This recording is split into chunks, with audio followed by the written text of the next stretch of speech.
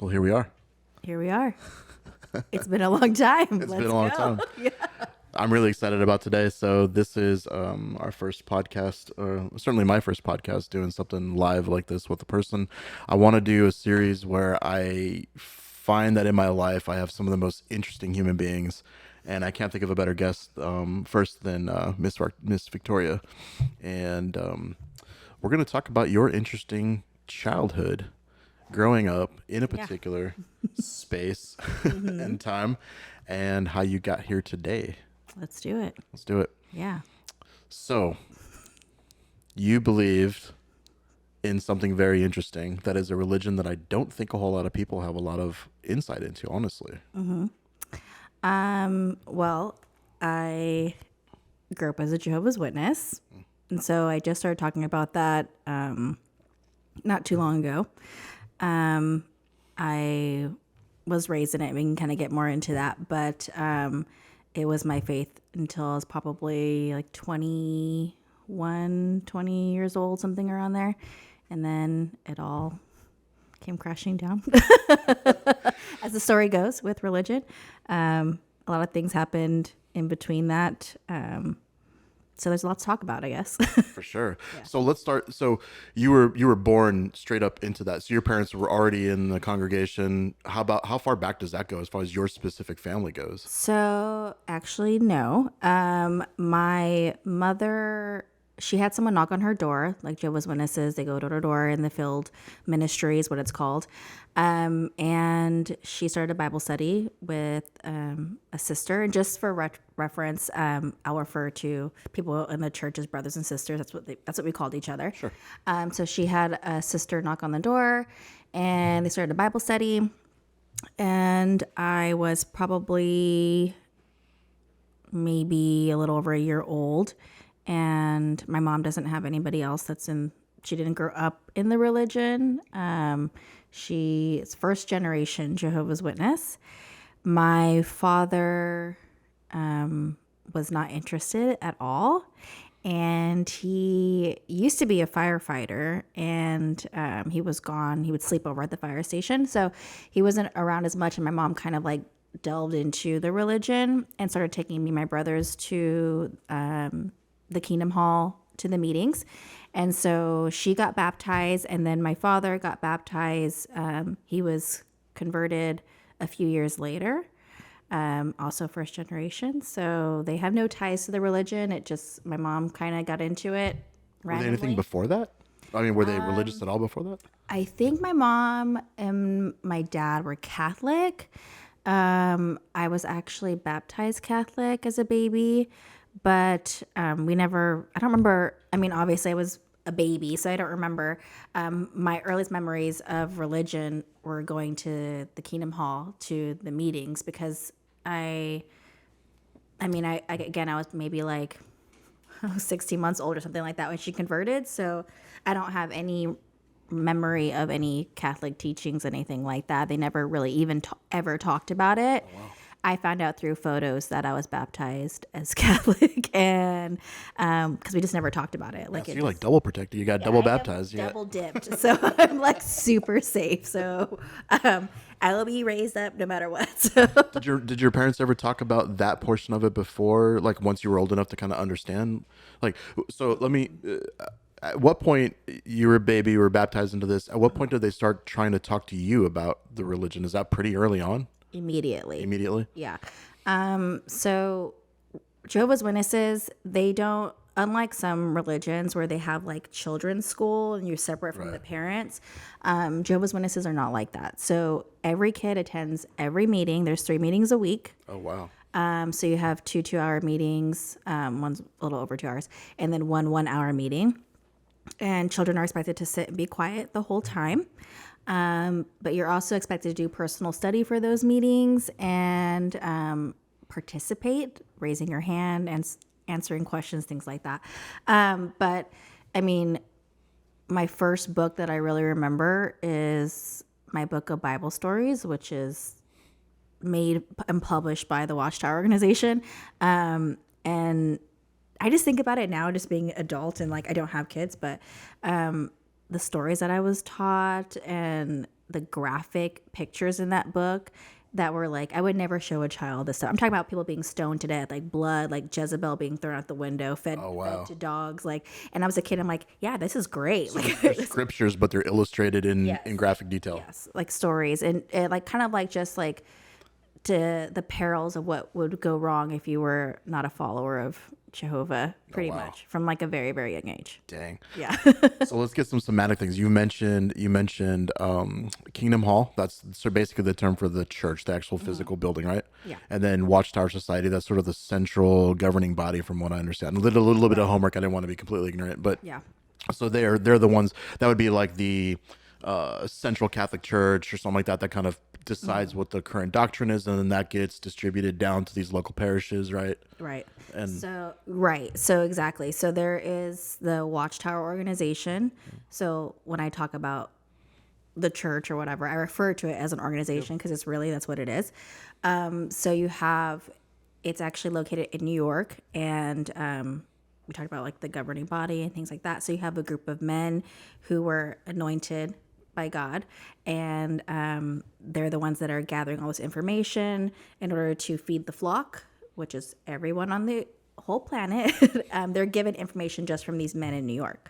So they publish everything. So, yes, part of it when I was deeply indoctrinated, I really appreciated the fact that, oh, everything's coming from the Bible. Everything's coming from the Bible. I love that, you know? sure. But the only understanding that I had of the Bible was from publications that the Watchtower organization gave me and spoon fed to me as far as what I understand from the Bible. So I really wasn't learning about the Bible. I was learning the Watchtower's like perception of what the understanding of the Bible was. It was curated for you. Yes. And I mean, I'm talking from like infancy, like the songs we would sing, the pamphlets we were given, the children's books. I mean, now the organization has like propaganda videos, like little kid videos and cartoons. I mean, that wasn't what I grew up with, but they were doing the same thing 30 something years ago, using like their publications to indoctrinate you. So, yeah, it started from a very, very young age. So you mentioned that it's a group of men. Is that just by chance, or are like women not allowed above a certain level? Can they become? Can they be? What do they call them? Elders at the local level? No. No. Is there like a prescribed role for women in the doctrine? I think I feel like most religions, women are just like seen to be faithful wives and good sisters in the congregation and raising spiritual children. How they break it down from what I remember it, again, a lot has changed since I left, but you have Jehovah, you have his son Jesus, you have the faithful and discreet slave, you have the governing body, you have the elders in the congregation, ministerial servants. There's like a whole pyramid. Full hierarchy. And there's like the women are at the very, very bottom. And so, so we're just taught to be, to look nice, dress nice, speak when spoken to, take on a lot of the preaching work, the field service, because that's mostly on our backs because the men are like, taking care of the family or things like that. But there is not anywhere you can move up as a female in the organization. All you can do is pioneer. And that's like the highest you can get as a woman. You can't be a ministerial servant. You can't be an elder. Definitely could never be a governing body member, anything like that. So that's the highest it gets is pioneering. That's it. That's interesting. Yeah. So I imagine that kind of sets up a culture where, because you can't really rise into a position of oversight, then I imagine that sort of instills a value system of, well, then I have to go out and maximize the amount of things that I do in ways that I contribute beyond raising my own family. I imagine then it's like people get all bent out of shape about how many hours they put in and how many different outreach things they do, right? And then that's how they establish their own sub-pecking order, right? And so I imagine some women are a little more type A PTA mom types that are taking on the world. And I think as a kid, I remember a lot of like being an elder's wife too was like, that was the thing. Oh, so, sure. If you were married to an elder, you kind of had like the status, like, of just being like having some type of power, even though you really didn't have any power. But you were also expected to be pioneering, and I'll explain that too. So, when you are unbaptized Jehovah's Witness, you can be called what's called a publisher. And this is talking about how many hours you spend preaching to other people, because that's how we're going to save the world, right? Okay. So a publisher gets like 9 hours a month. And the organization, they record everything. So at the Kingdom Hall, we have like a whole thing of these publisher slips, and it tells you like your name, what congregation you go to, how many hours, not only how many hours, how many Watchtower and Awake magazines you distributed, how many pamphlets you distributed, how many books you distributed, if you have any personal Bible studies, all those things. So as a kid, I think I became a publisher, I don't know, I was probably like, I don't know, 7, 8 years old, something like that. But I've been in the film ministry since I was a baby. I'm talking about, I would rarely walk around because my dad would always hold me up, because I was just a kid. I was like 4, and I was like, I don't want to do this. Like I didn't, I was just there. I was participating because I had to. But after becoming a publisher, you could only become a regular pioneer if you're baptized. So you get baptized, you can become a auxiliary pioneer is what the term they use. And I believe that's like 50 hours a month. And then there's a regular pioneer, which is like top tier. That's 70 hours a month. And these are quotas, or just like, yes, you have to have. That's your minimums. Well, that's the minimum at least. Wow. So, I mean, if you really think about it, that's a lot of time in the film ministry work. And it's just a lot of stress. And it's like, I mean, film ministry in itself I can go deep into that. But for women, that really is a top goal, being a regular pioneer or an elder's wife, because that's as far as you're going to get. For on sure. The totem pole. Yeah, standing as close to the sun as you can, right? Exactly. Yeah. So we'll get into the evangelism side. So just a couple more questions. So like on the parent side, so that's interesting. Your mom actually discovered the religion, brought your dad into it, and then how far did your dad kind of start to embrace it and really try to like move up the ranks on his regard, or was he just kind of like agree to go along with it to keep mom happy? So something I mentioned earlier to you was what the organization is known for, which is love bombing. And so yeah, I'm really curious about this. Okay, so what happens is that, you're say if you today went to a Kingdom Hall for a meeting, people are going to approach you. They're going to know that you're not Jehovah's Witness, one, because you have a beard and you're not supposed to. Oh, by the way, clean shaven. Already got one check mark against me there. You have tattoos, so they'd be like, okay, well, he's obviously not a Jehovah's Witness. So they're going to come to you and be like, hey, how are you doing? I'm brother so-and-so. Like, what brought you here? Oh, they're going to smile at you and like hug you and be like, you're like, this is great. I feel safe. Everyone's coming up to you, giving you all this attention and love, right? My mom experienced that when she started going to the meetings. She had the kids by herself. My dad was not going with her at the time. Everyone was like offering to take care of us and help us, like bring her meals, things like that, And then my dad, all the elders or brothers in the congregation would start talking to my dad when my dad was around. Like, oh, my dad's like, oh, these guys are pretty cool. Like, they're like normal people. Well, our whole goal is to convert people. That is our whole purpose in life, is to convert people. So you're going to show them the best side of you. You're going to just, what do you need? What do you need? I'm gonna do this for you. You need this. You need help with your kids. You need this, blah, blah, blah. And you're gonna do everything to make that person feel safe. So my mom got that. She was converted. She was baptized. She was in. Okay. And then my dad, like, he was kind of like, doesn't sound like it's something that I want to do. But then he's like, well, look at my wife. She's doing this. Like, she's being submissive. She's doing all this. She's raising my kids. These guys are like, they're good people. They're preaching to me. Like, maybe it does sound okay. Sounds like a pretty sweet deal if you're a dude. Maybe this is it, And we were already going to the meetings with my mom, and my dad never stopped her from taking us, even though he didn't really believe that. Yeah. But I think just eventually he was kind of just brought into it because he felt like this love and connection with people. And then he eventually got baptized. If we want to go to kind of into that, but right, so there's 3 of us kids. It's my 2 older brothers and me. Okay. We've been going, all of us, to meetings since we were very, very little. They're older than me, so they had a few more experiences as far as like holidays and like, just not being a witness. Unlike me, I feel like I was kind of dipped into it at a very young age. But you go to these meetings, you're indoctrinated from such a young age, and you start believing all the things that you're taught, because that's such a young age to really get into like into a religion, because everything that you're told is a fact. You just believe that it's a fact. Of course. So I feel like, you know, my mom and dad, they were first generation. They no one taught them these things, but they were super like self-righteous. They felt so good. Like they were like, you know, my kids, we're going to make it. Like Armageddon's going to come. We're going to save my whole family. So they just constantly fed information to us kids. And I always tell people, you know, why would you believe that stuff? Why would you get into it? And I'm thinking, if you were like 2 years old or 3 years old and your parents told you like the sky was green, you're like, okay, mom and dad tell me the sky is green. All these adults are telling me the sky is green. I'm going to believe the sky is green.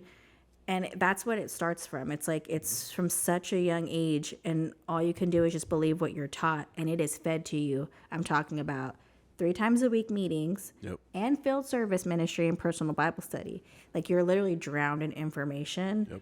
And I mean, it's just hard to not start believing those things. And I'm sure the same thing happened to my dad. Like you just start. Yeah, and that's really any culture, right? That's just child psychology. Is human beings are not born with instincts per se, other than to eat and breathe, right? And so when you're a kid, it doesn't matter whether it's religion or not. You're designed to look at your parental units and say, what's the model for living in this world and engaging in it. So whatever your parents tells you is the way to do a thing, Yeah. well, that's the way to freaking do a What's thing, because real, what's that's not your real. right. What's real? What's real? Yeah. That's those are your models, right? Like, was it in the Crow, right? Like, mother is the word for God in the lips and hearts of children. That is literally the correct way to look at it. So that's really fascinating. As far as, so your brothers were already participating. They were older than you. How much older? So I think honestly, okay, this is a side note. Okay. We didn't grow up celebrating birthdays. Okay. So Oh, right. I know my brother's birthdays, Forgot about that. but I honestly don't know how old they are. So talk about that for a second, because I found a that weird really thing to interesting. So, what is it? What do they call it? Idolation. It's like idolatry, like to like Idolatry. worship, like to. So It's more than just Christmas and the Easter Bunny, right? It's like your own birthday is also not supposed to be like a big deal, yeah? so we don't celebrate in holidays. So I celebrated one Christmas ever, and then all holidays are, you know, all pagan. So we don't celebrate holidays. And then our birthday, it literally makes no sense. But when you're a kid, it makes sense. The Bible only talks about. Well, I mean, shout out to that, because Christianity did a great job of converting every single pagan holiday into. Yeah, no, we got that too. Oh, you. Yeah. so, so for the birthdays, the reason why Josephs don't celebrate birthdays is because there's only 2 mentions of a birthday in the Bible. No. And this is their whole reasoning, okay, is that the 2 birthdays that are mentioned in the Bible, 2 people died, and one was John the Baptizer. So it was John the Baptist, or however people refer to him. And so it's like, obviously it was brought into the Bible, so God was telling us this is bad. Like and there's one scripture that they use too about honoring your day of death more than your day of birth. And that's also a scripture to kind of just throw in there. It literally makes no sense, but we just don't. But side note, they do celebrate anniversaries. Interesting. They kind of like, again, you're talking about a man-made religion whose doctrine changes all the time. It's constantly evolving into things that make it more convenient for them. But as a kid, you're like, oh, that makes sense. Well, 2 people died. It must be really bad. So we can't celebrate our birthdays. And so I don't know my parents' birthdays. I have no idea, because we never celebrated them. Sure. I have no idea I know their anniversary. So, and I remember like certain weird things, but my brothers, I don't even know really how old they are. Because we never celebrated their birthday. Right. I know they're older than me. Right. Okay, I'm 30. Were they at least removed enough from you that they were already kind of like functioning in the church, and then you were still like a little kid, or did y'all kind of come into the service side around the same time? So my brothers, unlike me, they went because they were forced to go. So we were all forced to go. And we all there's all different parts of the organization, and there's a theocratic ministry school that you can do talks and plays and things like that. And they were in it, but you could tell this they just weren't really like they just weren't really believing. They kind of went because my parents went, you know? Sure. And they never got baptized, ever. And that's the reason today that my parents still talk to them, because they don't believe in the organization at all. But because they were never baptized, my parents are still allowed to talk to them. And with me, and we can get into that, but with me, Because you signed the service agreement and then ducked out on it, that's the problem. That's fascinating. so with me, I think I just took more to it because one, that's just who I am. I find things interesting and I kind of just delve into it. And also I just had no reason not to believe my parents. Like, they're telling me this is real. This is, this is going to save my life. The world's going to end. And, you are fed with that information. We're living in the last days. We're living in the last days. We're living in the last days. It's all you think about as a Jehovah's Witness. And that has not changed in all these years. That's all you think about. And am I good enough? Am I going to do the right thing? And you have people telling you that the only way to make sure that you're going to make it through Armageddon or be resurrected is if you're a baptized witness. If you know already about Jehovah and you haven't got baptized, there's something wrong with you. And my brothers just didn't care. They're like, whatever, I'm gonna go live my life, and I'm over here like trying to be the good kid, and I saw the pressure that that was put on me for being like the one that was actively going to meetings. So they stopped going as they got older, because they were like, I don't have to go. I would make sure I was sat there with my parents, and I was the good kid. And I Were you ever like encouraged to try to bring them back in by the church? my Or was it brothers. just kind of like an understood thing? Yeah, your brothers. No, I feel like for some reason, I don't know why this is. I really don't. Why there was no pressure with them. Like, there was a lot of other stuff going on with my brothers, and like everyone kind of knew that they weren't really in it, but they still talk. They still loved hanging out with us, Sure. like. But with me, there was just a lot of pressure to be like the good kid, like the spiritual kid and things like that. So so in order to get baptized, jumping from this, you have to take like a test, okay? But I was 15 years old when I did that. So like, I don't know, like what life Oh, decision. so this is a little more involved than just like sprinkle some holy water and. No, you literally have to, like, there's a book that you read and you talk Oh, this to sounds an more like elder, confirmation on the and Catholic they side. ask you questions. Yeah, Yeah. maybe something similar to that. And then it's like, do you understand that, by doing this, you're going to be Jehovah's Witness, blah, blah. That's confirmation. And so, but I think about it, and, I was 15 years old, and there's a reason why 15-year-olds can't get married. They can't drink. They can't do all these things, because you just don't know what the heck you're doing. Like, you are a kid. All the things I used to do at 15, I will tell you, like, I had no idea what I was doing. But I knew my parents were like so happy that I was doing that. So, I told them I was going to get baptized. They were so excited. And they always say, like, I never pushed her. That is not true. Because, yes, you're not putting a gun to my head and saying you have to do this. But the conversations. But you're inundated with the culture. What other choice is there? Well, there's a lot of, like, gaslighting and manipulation, a lot. And that's from, like, when you were a kid. And I can go in depth about the things they say to you and the things that push you to one direction. That's where they want you to go. And I just had so much love for my family, and I just thought that I'm like, it just has to be true. Maybe someday I'll feel like it's 100% right, So I was like, I'm just gonna do it now. Like, why not? What's stopping me? Yeah.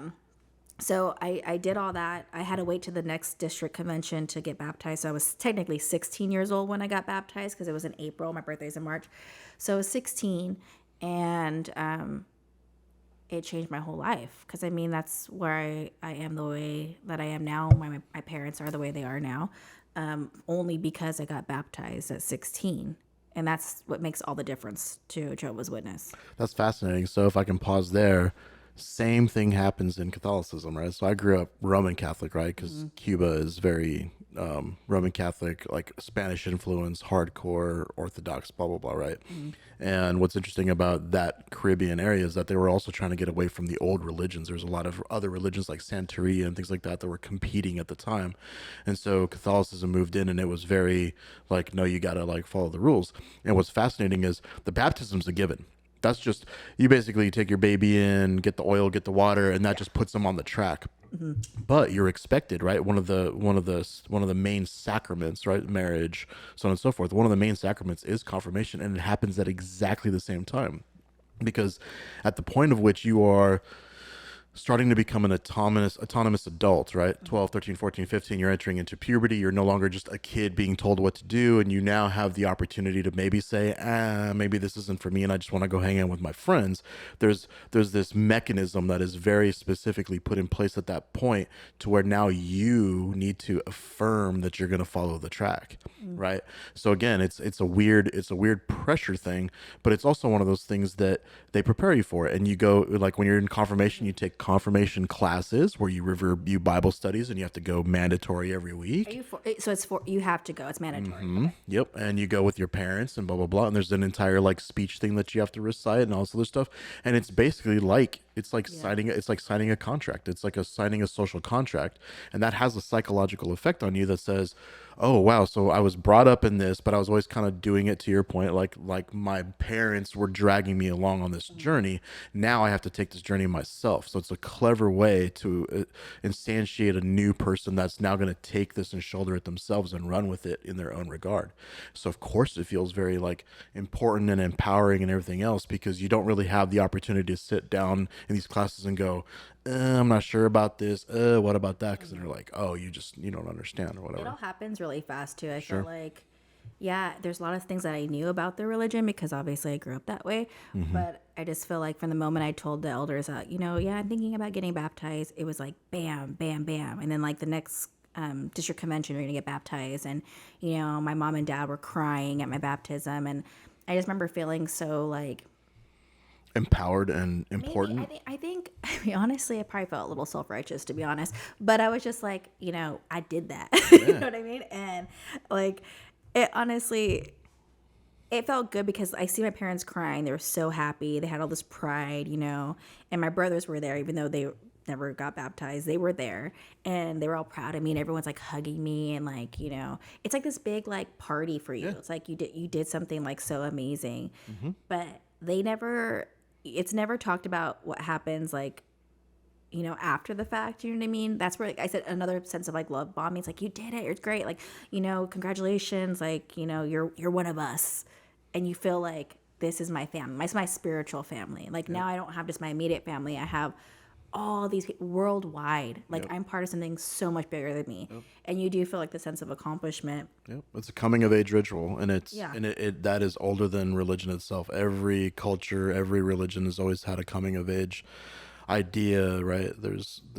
Joseph Campbell talks a lot about these different aspects that predate religion, but it's a common recurring theme because that is a very critical point in your life developmentally, right? So Right. it makes total sense. Like I get it. I get I it. just thought that too. I think, Jehovah's Witnesses always say, well, we don't baptize our babies because our babies don't get to choose Jehovah. Like, they're Which really, is fascinating. yeah, That's actually pretty legit, which they're, honestly. which they're really big into.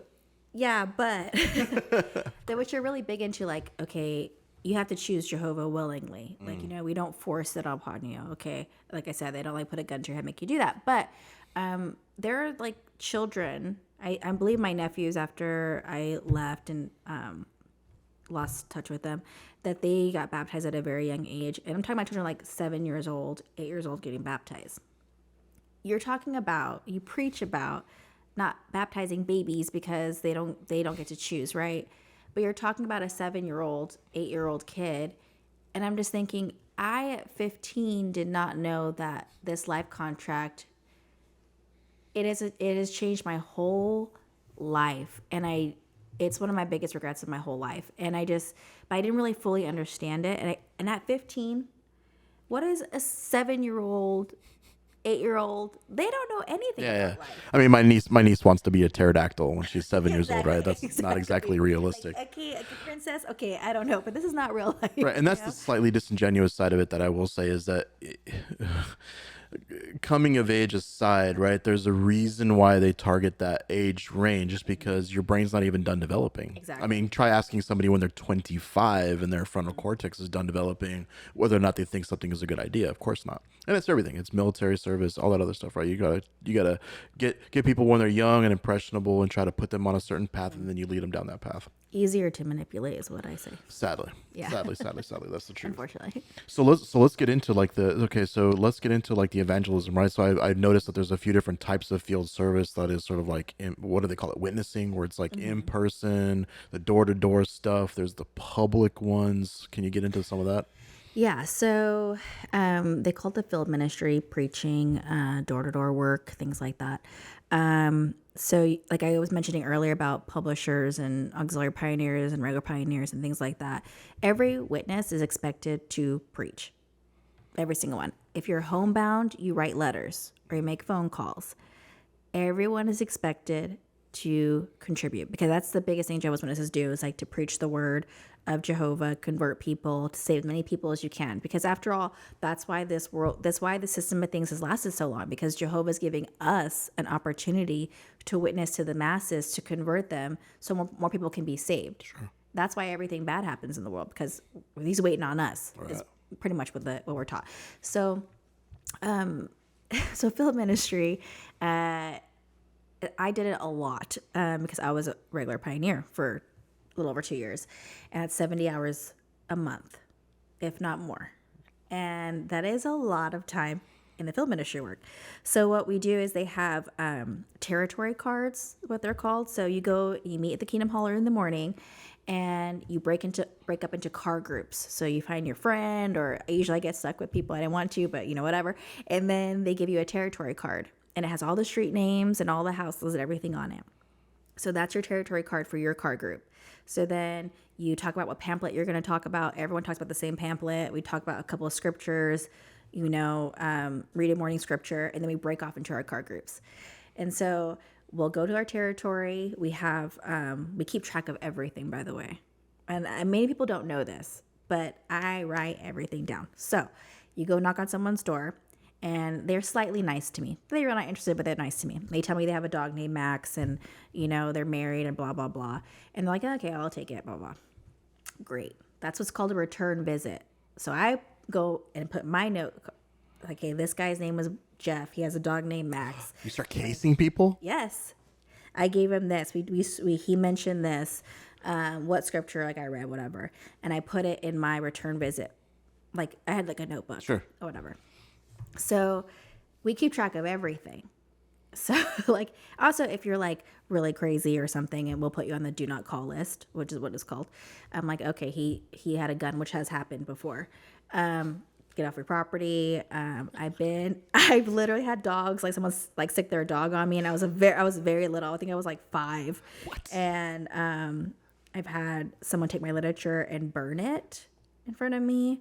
Like straight. Mm-hmm. Dead ass, like just light it on fire. I used to do field ministry. That's some cold shit. In a lot of the Indian reservations, and you have like a lot of women in skirts and high heels walking up these streets with like a pack of wild dogs following you, and it's like it's not the environment for a young person to be in, anyways. And people. It was not it. Okay? It was a lot. But I had to get my hours, and you didn't get to necessarily pick your territory card. Like, I was wondering about the logistics. This is fascinating to me. I'm a nerd, so I love, like, I wanted to know how y'all just randomly pick a street. No, this is all coordinated. I would pick the territory card with like one house over here and one house like 50 miles this way, because I can count that hour. I can count the hour that I knock on this first door to when I knock on the second door. So that's part of my hour, because I was very, very, very hard to make 70 hours a month. It was very hard. And that's a lot of doors to knock on, okay? Yeah. And you just never know. And I'm not gonna lie, sometimes I would like barely knock on the door. I'd be like this, like, no one's home, and I would just leave, because I just like, towards the end of me regular pioneering, I was so exhausted, and I was so time is the main metric.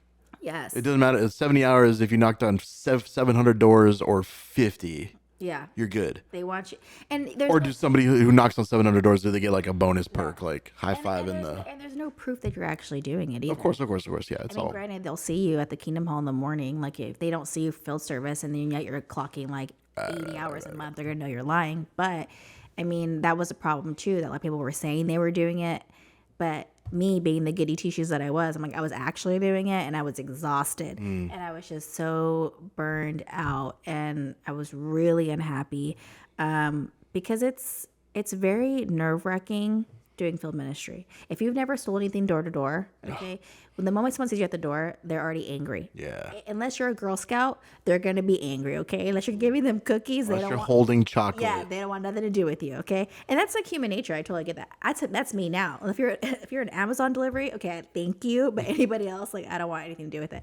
So you get a lot of aggression, a lot of people just being ugly for the sake of being ugly, and it's a lot mentally to deal with. And then you have the pressure where it's like, well, I gotta save their life, so I have to, be on the field ministry. I have to do this, and I'm a regular pioneer, and like there's so much pressure on me to like convert somebody and start Bible studies with somebody. And if you gave me an ounce of kindness, I was gonna come back to you in a few days, and it's what's called a return visit, and I was gonna keep preaching to you and preaching to you because it looks better, yes, if you have Bible studies on your little time card that every month you have to, the organization keeps track of everything. When you are a Jehovah's Witness organization, one in New York, keep track of your whole life. There are files on you as a person. Yeah, it's like part time sheet, part sales quota. It's everything. I mean, they have records on me from when I was a kid. Sure. Like from when I started being a publisher. So I mean, it's a lot of pressure on you to like just be like the best of the best, and I had to save people's lives. So it was like out knocking on doors in the most dangerous parts of, I swear, New Mexico. Like, it was just not a great experience for me, but I felt like I had to do it. And So did you gain? So I mean, I think of like the character building that like the magazine sellers and the if you get 4 of them, you don't even have to keep the subscription kind of stuff, right? But like, were you? I mean, were you good at it enough to where you started kind of getting a chip on your shoulder where does it reinforce itself where like as soon as you get like your first sort of like conversion or something like that, you get a breakthrough as an individual? Does that like empower you to be like, bam? Are you learning? Because I have to imagine you're learning skills. You're learning interpersonal skills with people and how to approach them. And I mean, I was good, okay? Like, top converter. I was like really good. But thank goodness I didn't convert anybody. I mean, that that I know of. I can talk to, because I think there was a part of it where I was like, okay, I'm just gonna go full throttle. Like, I believe in this. Like, if you want to have a conversation with me about it, we can go toe to toe, and I'll tell you why I believe what I believe. And I was just really passionate about it. And so everyone was like, oh, you're so good in the field ministry. Like, I knew so many scriptures off the top of my head. I mean, I read the Bible from front to back. I literally have done that. Dang. So, and I remembered little things pop into my head. I'm like, oh, well, that's the Holy Spirit. Like really, that's what I thought. I'm like, oh, the Holy Spirit gave me information right at the right time, And yeah, when someone would want to study with me, or I would tell them something like, oh my God, I never thought about that. Like, wow, like that's amazing. And I'm like, yeah, it is. Because I was like, yeah, it is. You know what I mean? Because I was just like, it felt good. I'm like, see, they see what I see. But yes, and it is a big deal. Like, if you bring someone into the Kingdom Hall that you're studying with, like everyone just like, oh my God, your Bible students here, and blah blah blah. Like, so yeah, you do get recognition for that. You know what I mean? Sure. Like, it makes you feel good. Yeah. And what about on the other end of it? So let's say that you seem like you believe this stuff legitimately, and so like, did you have the opposite effect too? Like, if you try to talk to somebody and they're just kind of like, not interested, did you walk away feeling like sad for them? Or you're like, well, it sucks that you're going to the not good spot, right? I was so self-righteous at a point where if someone was mean to me, and I'm like, well, they're gonna die in Armageddon, I guess they deserve it. And I really did think that, and I was like, oh well, the Bible says, well, the organization says that we're gonna get persecuted towards the end. Like, everyone's gonna persecute Jehovah's Witnesses. So you get this like pride, like, oh well, that's what Jesus said was gonna happen. We're gonna get persecuted. And I was like, well, then they're gonna die in Armageddon, because I had the opportunity to witness to you, to save your life. Yep. You were, just just You disregarding told me to me. kick rocks, so Yeah. that's on you now. And I was like, so when Armageddon comes, like, the birds are gonna eat your body, like whatever. Like I literally, like, and it's so disgusting, but I really did like feel like some type of like, it is self righteousness because Sure. you just feel like you're above other people, like you just know more than they do. It's awful. It's so awful, but like you really do think That's that. unfortunate because you would think that it would be the other way, where you feel like where people would feel just like pity, like it's like, oh, it's so No. sad that you're gonna burn forever or whatever. Like, so well, let me ask about that. So you talk about Armageddon. What happens after Armageddon? Because like on the Catholic side, it's the whole like it's just the army, end of days, blah blah. Blah. But the whole point is that Satan and God are building armies, and they're gonna. Yeah. So are you gonna be pick your side kind of a thing? What happens after Armageddon? So after Armageddon, I mean, this is the thing. Like, I can explain to you what I was taught, and I Sure. can explain to you what I've learned that the organization is teaching now. Okay. It's really, I mean, Go for it. they are going deep into this like doomsday stuff. Okay, I'm talking about videos of like witnesses being in bunkers, and the world governments are only seeking out Jehovah's Witnesses to destroy them, and that's the sign that Armageddon is here. Like, you know what I mean? Wow. Not any other religion, just Jehovah's Witnesses, because it's a true religion. I've seen their propaganda now, and it's very different from what I was told, when I was in the religion. But so Armageddon comes, and, people will ask me when knocking on their door, do you believe that everyone's going to die that's not a Jehovah's Witness? And you're just like, well, no, because Jehovah knows your heart. Like, that was always our answer. Jehovah will know your heart. Like, we're all imperfect, blah, blah, blah. But then you're also taught that if you're a worldly person, which is how I refer to who's not in the organization, worldly, and someone had opportunity to witness to you and you didn't take it, even if you were having a bad day, I don't know, and the end comes that you're going to die. And what's going to happen is after all that destruction happens and all the witnesses are saved, then we spend the time cleaning up the aftermath. So that's what we do. So we pile up the bodies left to the birds, so to speak. We start rebuilding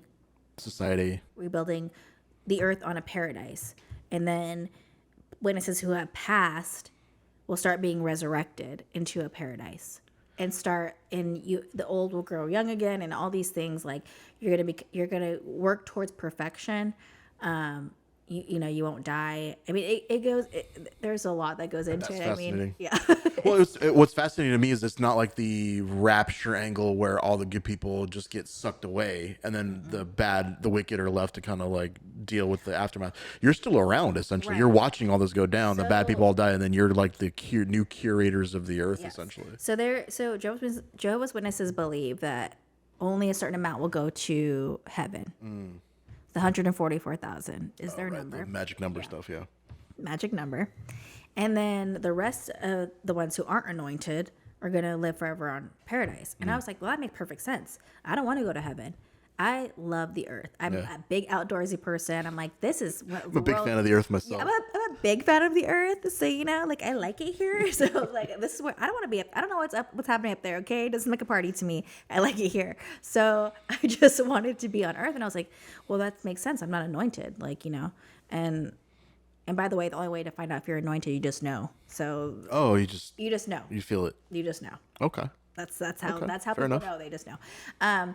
But yeah, so that the remaining people on the earth that you survive Armageddon, we rebuild into the paradise. Interesting. So yeah. So the door-to-door work, did you do any of the public witnessing? The like set up a booth in a square. That's more of a new thing, to Is be it? honest. Yes. I saw that in the that Apostoliary movie where that was what that girl was part of, right? I wish I could do that. Imagine just sitting in a booth and counting your hours. Ugh, I'd be on my phone the whole time, be living life. No, I was way back when I had to go knock on doors and walk down all these streets in blistering heat, rain, snow, whatever. I worked for those hours, okay? I've seen people do that, and they set up their booths, and if someone comes up to them, they talk to them. Like, I mean, I've literally had to open up gates and just hope it's not a dog around the corner or someone with a gun. Like, that's what I did in field ministry. So that really wasn't a thing. That's interesting. Yeah, when I was a Jehovah's Witness, that's kind of like, nowadays they do everything on their phone, like their Bible stuff. They'll show people on the phone. And I stuff saw that there's like yeah. digital evangelism now, or outreach through the org website and so on and so forth. No, Right? I had to like literally sift through the scriptures in front of you. Like, you know what I mean? So it's just, I mean, it's a different organization now than I feel like it was when I was in it. That's crazy. All right, so let's get into. So, at what point? So you were in it, and you were not. You're doing door to door. You're feeling good. What were the, sort of the earliest underpinnings of like, wait a minute, this doesn't this doesn't seem like it's all that it's cracked up to be. Like, what was the earliest time that you started seeing the? I mean, it's like so many things. I feel like as I got older, I saw a lot of hypocrisy and I saw a lot of people living double lives, and it was very frustrating. And I saw a lot of like just like things that made me feel ick, just people doing things they're not supposed to be doing. And then reading some of the literature that was coming in, which is very like it's very controlling.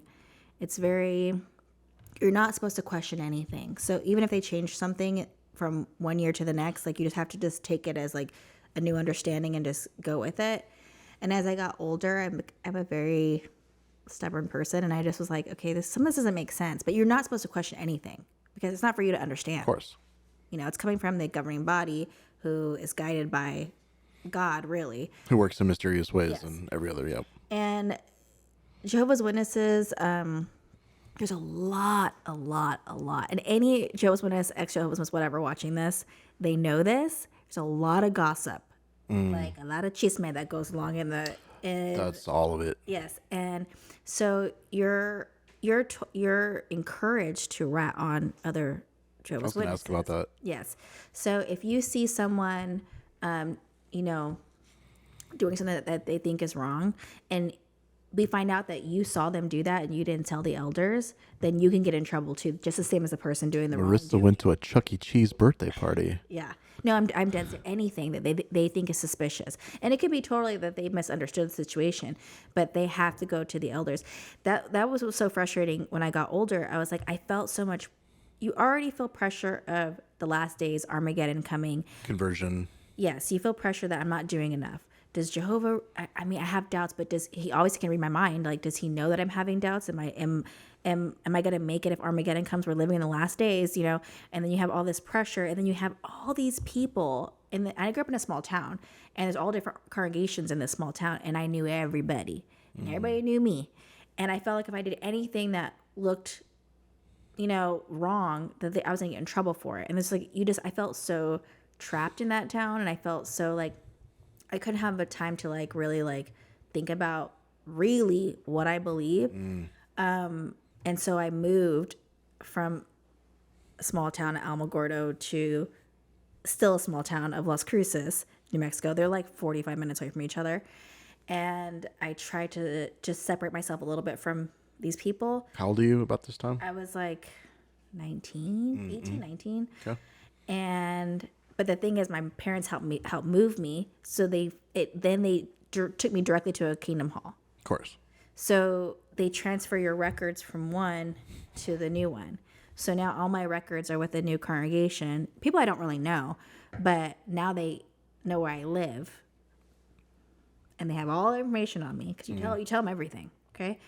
And it didn't really give me an opportunity to do what I wanted to do, which was get space. They kind of expected you to like branch out and now start like Yeah.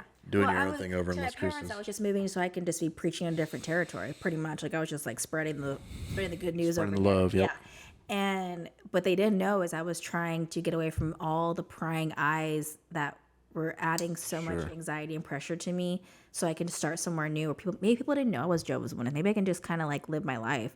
But it doesn't really work that way because now I met all the people in this congregation, and now this congregation, these people know me. So it kind of started the same thing over for me. And part of the reason why everything happened the way it did, because I couldn't start fresh. Like they didn't allow me to do that. They just transferred my life from this small town to the other place. And I dealt with the exact same thing. Just different people. Just different people. But it was the exact same thing. That's interesting. Yeah. So, these elders, do they regionally congregate? Do they go to like special elder like conferences that are where they kind of like calibrate, or are these dudes all just No, I mean, so imagine them like little police, like, police chiefs or whatever. they're given information on how to shepherd down. their flock. Okay, so like each congregation has different elders, right? And each elders are responsible for gathering information and giving it to the organization, the headquarters in New York. Okay. And so they get their orders, their barking orders from like the organization, and they just do what the organization tells them to do. So I didn't find out till years and years and years later that they actually have a book, like a manual they have to follow. That but Jehovah's Witnesses still don't know to the day that they do this. And there is like, it breaks down everything from like I don't know if I said it, but like sexual abuse and like pedophilia, and from like domestic violence, and like all these things that they have to respond a certain way to. So regardless of the situation, They have regardless an of SOP for every single. everything that happens, they have to respond in a certain way. So I didn't know that till like I would, and most Jehovah's Witnesses don't even know that they do that, but they do. So really, they're the ones just barking the orders, pretty much. But they're given those orders. Sure. Yeah. Sure. And so whenever there's like a situation that arises where there's like, somebody is going off the rails or whatever, like, does that start off like an investigation period, or how does it work? Like, when you get in trouble and it's time to like meet with them or whatever, like how does the remediation work? So there's different ways to get in trouble. So I've been in trouble before. What was let's go there. So all right, so you're living in Las Cruces. Yes. You're starting to try to gain distance. What's the first time that you started getting sort of like the hairy eyeball from the organization, and they're trying to like? I mean, the funny thing is they wouldn't even know, but you're taught to like rat on yourself. And that's what I did. Oh no, you didn't. I did. Yeah. So I moved and I got a tattoo. Oh my God. So I got a tattoo, and I don't know why. I just felt like I felt so guilty about it, and I was like, oh my God, like Jehovah, he saw that I did this. I got to tell the elders, blah, blah, blah.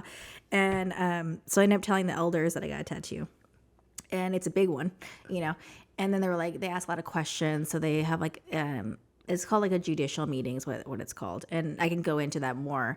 But for this instance, they go, well, what'd you get? Like, is it a place that we could see it? And really, I did show it to them, and it's across my ribs down to, okay, but which should have been like a red flag anyways, but you just don't think like that.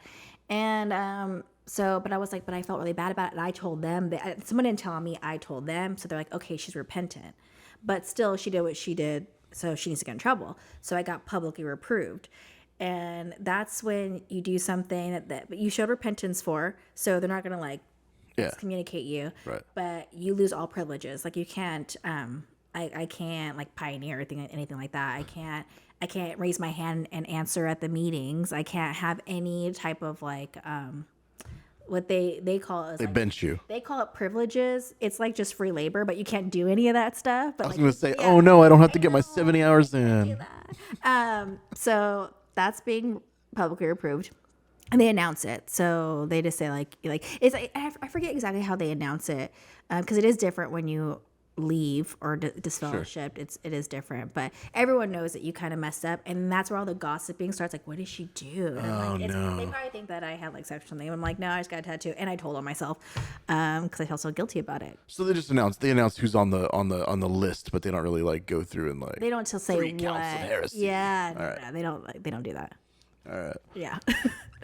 So was that the first time that was the tattoo thing like your first sort of like encounter with the enforcement side of the world? Okay. That was when I was like scared the most. Why did you get the tattoo? Was it just like you wanted to? You're 19 and you want to live your life. Yeah, I just was like, I always loved tattoos. I always have, and I was like, well, I live alone now. Like like I can just go get it, And I just felt like I always had this thing where I'm gonna do what I want to do, know.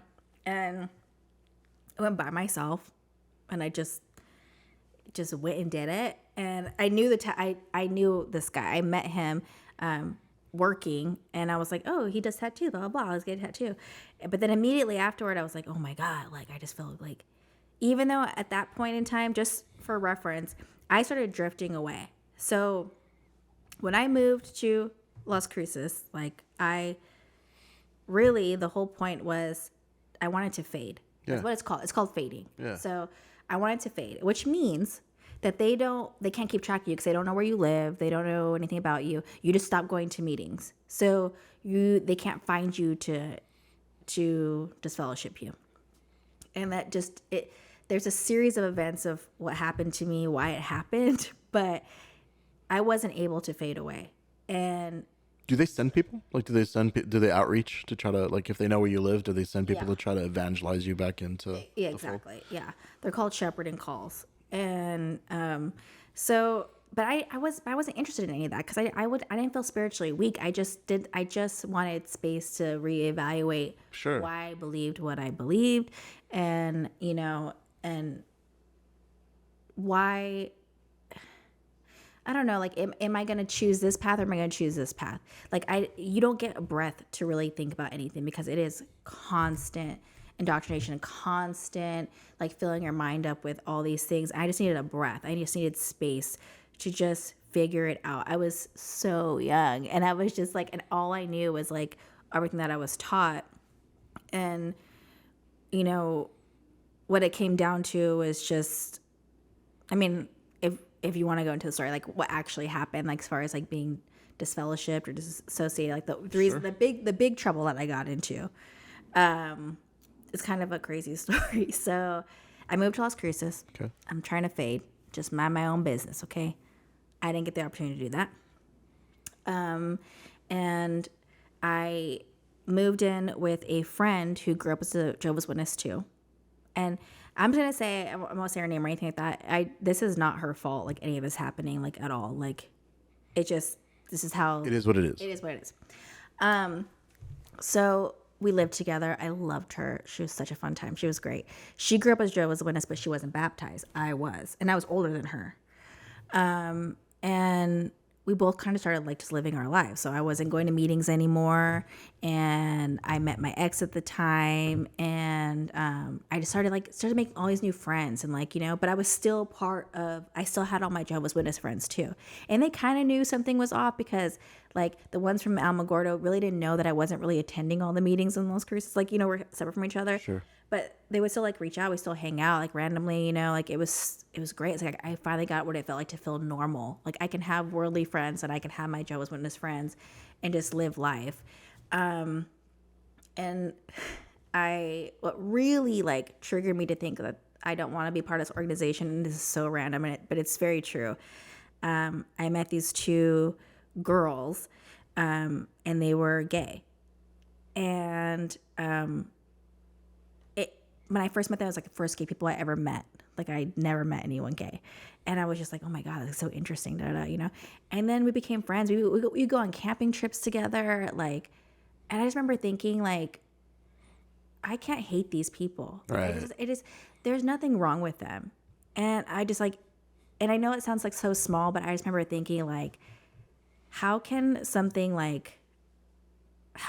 organization like say these people are bad or they're gonna die or anything? I just didn't get that. You know what I mean? Like, and so it was the start of the end for me.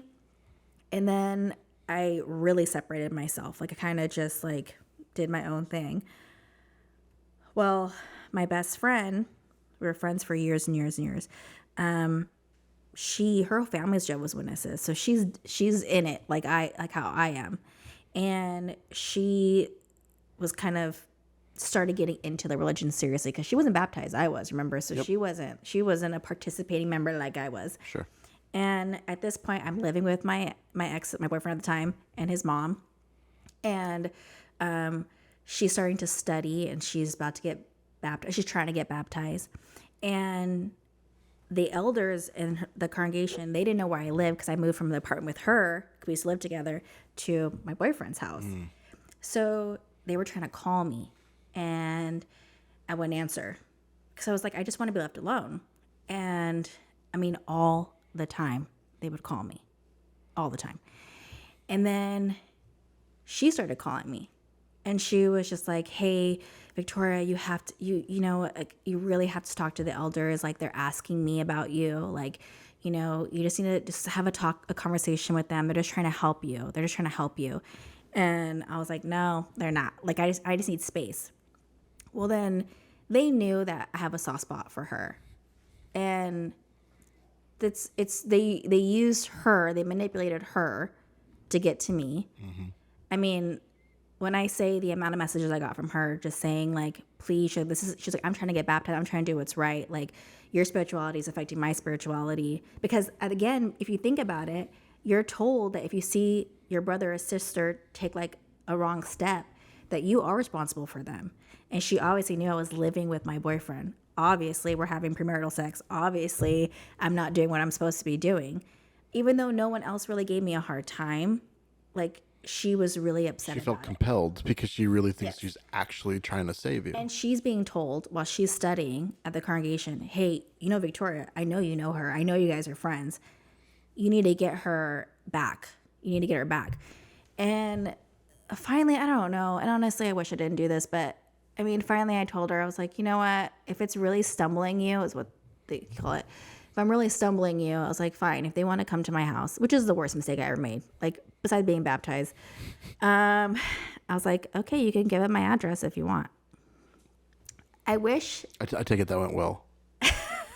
I wish I knew then what I know now, because I would have got lawyers involved. They were literally harassing me. The things that they were doing, they legally cannot do. Wow. And I just gave them so much power over me because I didn't really have a full understanding of it. I'm talking about immediately these people showed up to my boyfriend's mother's house, because that's where I lived. And she answered the door, and you have these guys in suits at the door asking for me.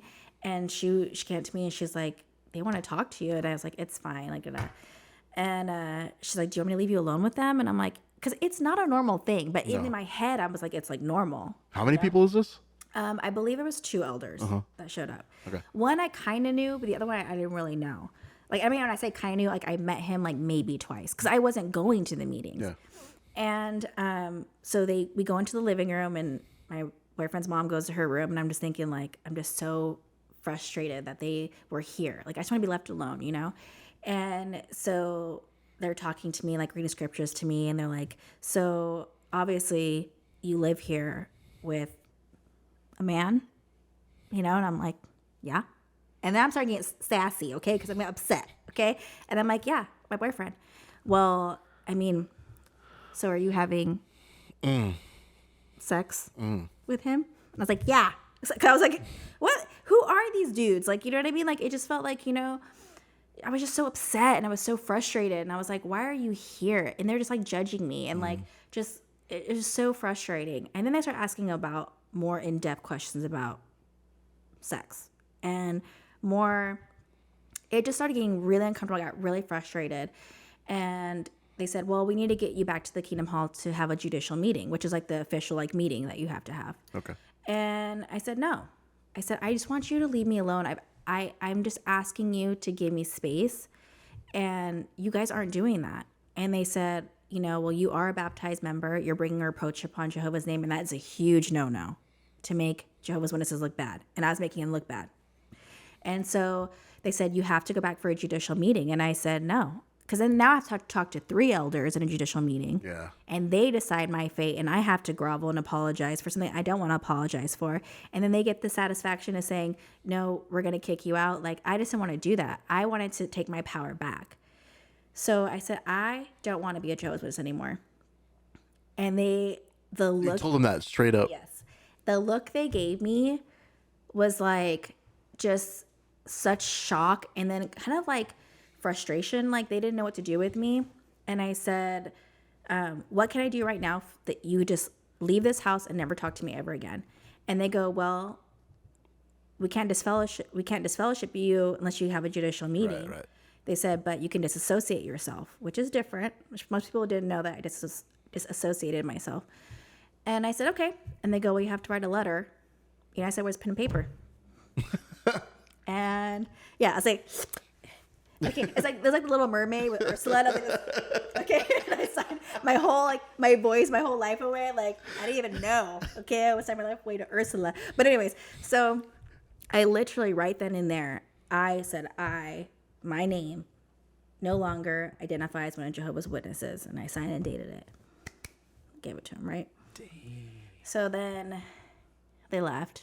And then, I don't know, it was probably like, I don't know, 2 weeks later or something like that.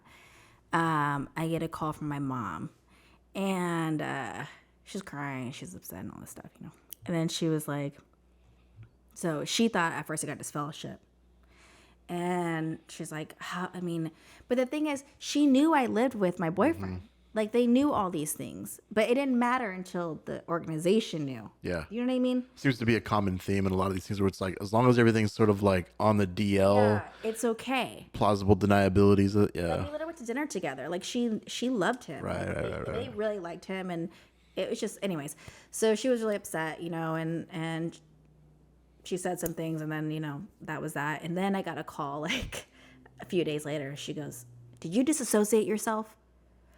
Oh, she's like, oh, you did this on purpose. This is the thing though. When they announce when you leave the disfellowship associate, whatever, they announce it Sure. on the podium in the congregation. They say your name is no longer one of Jehovah's Witnesses, so everyone can gasp and awe, and I'll try to guess what you did and why you're not a Jehovah's Witness, right?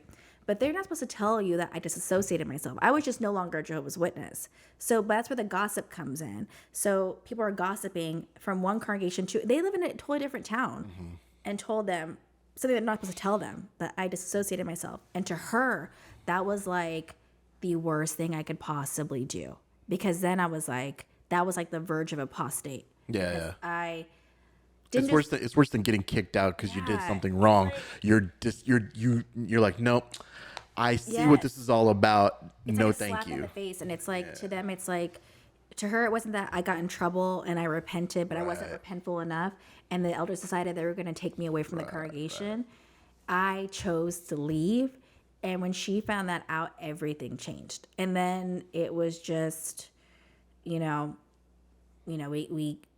this is not going to be the same anymore. Blah blah blah. Like, you chose this, and da da da, and just very dramatic and very traumatized. Everything was very traumatizing because it when they announced it, all of my friends, I got either an email or a text from them pretty much telling me they're never talking to me again until I come back, all at once. And so I was already feeling like super overwhelmed and super alone, and my boyfriend at the time was like, "This is weird," because he doesn't even know, he didn't really understand it. And he's like, "What?" He's like, I hung out with them the other day. He's like, "Those people," he goes, "but they're cool with me." I'm like, it's not the same, because I left. They'll probably talk to you. If we were together, they would talk to him but not talk to me. Yeah. Isn't that crazy? Yeah. You're persona non grata. Yep. Yeah, it's like they're like, I was like the scarlet letter over here and like splashed in red or whatever, and it's like I was a bad person. And it was very confusing to him. I didn't have anyone to talk to about it, because if you think about it, as a Jehovah's Witness, like, you're not supposed to have worldly friends. So my whole life, all I had were Jehovah's Witness friends. And then when I got older, I made a little group of my friends, but like, I'm talking about your whole life, and everyone stopped talking to you in a matter of a week, and they still don't talk to me. This is like years and years and years ago. But it was so traumatizing. I was just like, I felt a lot of loss for a long time. And then you run into them because you're in a small town. Of course. And they will literally walk on the other side of the street. And it's so awkward because you look at each other like you know each other. And then you're just like, and it's so unnatural to treat someone that you care about in such a bad way. It's not, that's not human nature to be that way. So you could tell they feel uncomfortable. I feel uncomfortable, but I'm made to feel bad, because now, like, I'm the wicked person. I'm the wicked one they can't associate with. Right. You know what I mean? Right. And well, there's two halves to it, right? The sinister side of this is that dissenting ideas are infectious. Mm-hmm. So it's very much in the best interest to train people to say that as soon as a person's on the out, don't associate with them, because it's not just because you don't want to be tainted by their sin. It's also because you don't want to start listening to these people that might make some sense and start to deconvert other people, right? So what better way to do that than to create a system that says, nope, when these people are excommunicated, they're on that out, you need to not associate with them, because they know that behind closed doors, blood can be thicker than water, and people can have conversations, and you might inadvertently start to, they don't want a runaway effect where suddenly half the congregation decides, oh wait, this is all not good, Right. right? And it's because you were the first one out, and then you started to spread the word of like, hey, life isn't that bad. Look, I have all these friends and they're awesome people too, and they're good people, they're good natured. Yeah, they're gay, but who cares, right? They're good hearted. And if Jehovah is supposed to know your heart, right? So these are runaway effects that I think psychologically a lot of these systems are very, very much aware of, and so they create a now I'm like a dangerous person, and it's because really the whole organization, the whole goal is to have a good name. Like they're how people view them. Like, you know what I mean? They're different from the world. Like they don't do all these things that other religions do, you know? And so the thing about disfellowshipping and disassociation, they are two different things. And originally in the doctrine, their beliefs before, a disfellowship person is someone who does something bad and they don't repent, so they remove them from the congregation. Right. So it's like they don't spoil the congregation, right? For years and years, you were allowed to leave. If you didn't believe anymore, you were allowed to leave, and your family could still talk to you. Because you did not necessarily commit a sin. You're just leaving, right? Yeah, you're just not doing that anymore. And then, like, that went on for a long time. And then the doctrine changed where they were going to consider disassociation or people leaving the same as being disfellowship. And it wasn't like that for a long, long time. Probably because they had a lot of runaway threads, right? So, yeah. So then they changed the doctrine. So now we're viewed the same way. Even though I just wanted to leave, I'm still considered someone. I mean, yeah, I guess I am unrepentful because I'm just like, what do you want me to repent for? Like, I haven't done anything wrong. Right. But I mean, they put you in a group and they want you far, far, far away. Super far. So they don't want me to tell anyone. Like, they don't want another Jehovah's Witness to see me and be like, oh man, she has a nice house, she has a great job, she's happy, she has friends. Like, no, the world's supposed to chew her up and spit her out. Like, I'm supposed to be this. Do you see what happened to her when she left? Like, do you see how sad she was depressed now? She's crying in the corner. I have bags under my eyes for days. Mm-hmm. And like, that's in their propaganda videos now, that's what they show people who leave. Yep. Like, they look miserable. They don't want to see someone like at Coachella be like, woo, you know, like living their life or whatever, exactly. Or Burning Man. They want to see someone like in the corner, like just crying and upset. Yeah. And so they can't have someone like me around them because it's dangerous for other witnesses and be like, oh, 100%. Okay, she's thriving, you know. And I mean, honestly, I didn't thrive at first, but I was like that was a very confusing time in my life. But if they see me now, I'm like, okay, well, she's a normal person. I mean, as normal as it can be, but she's a normal person. I shouldn't be like that. I should be on my hands and knees, waiting to come back. Right. And destitute on a corner somewhere, just yes. Why did I do that? Where have I gone wrong? What Satan did. Look what Satan's world did to her, and that was like the whole point. And then, you know, when my mom and dad finally like really like put the nails in the coffin with our relationship, which was years and years ago, because they were kind of like soft shunning me at first, sure. and then it came to like full like hard shunning. So like the zero communication, zero acknowledgement of my existence. We do not talk at all. They feel like they're getting all this information fed to them, like stay loyal. Loyalty is the word of the day to that organization, and be loyal above anything else. They say it's loving, but really it's about loyalty to what they're taught, and them staying strong to Jehovah by shunning me, because the only way that I will come back is if I am stripped of everything that I am. They took my nephews from me. They took my friends from me. They took my parents from me. They took everything that I ever knew away from me, because their goal was to break me as a person, isolate me, and make me be like, well, I need to come back because I felt love there. But that's really not what it is. Like, you know what I mean? That's not love. It's abuse, and it's constant. And you think after all these years, my parents or anyone that knew me would say something nice to me, or just like try to reach out to me, or, you know, for anything. They completely just don't acknowledge my existence whatsoever. And they really do feel like if they do that, then I'll come back. Like, because they think it's a discipline that Jehovah's giving me, and they don't want to get in the way of that discipline. And they're just doing what they're told to be doing. Like, they're going to save my life. Like, if they treat me like I don't exist, like, they're going to save my life. And I get that, because I do, and it sounds weird.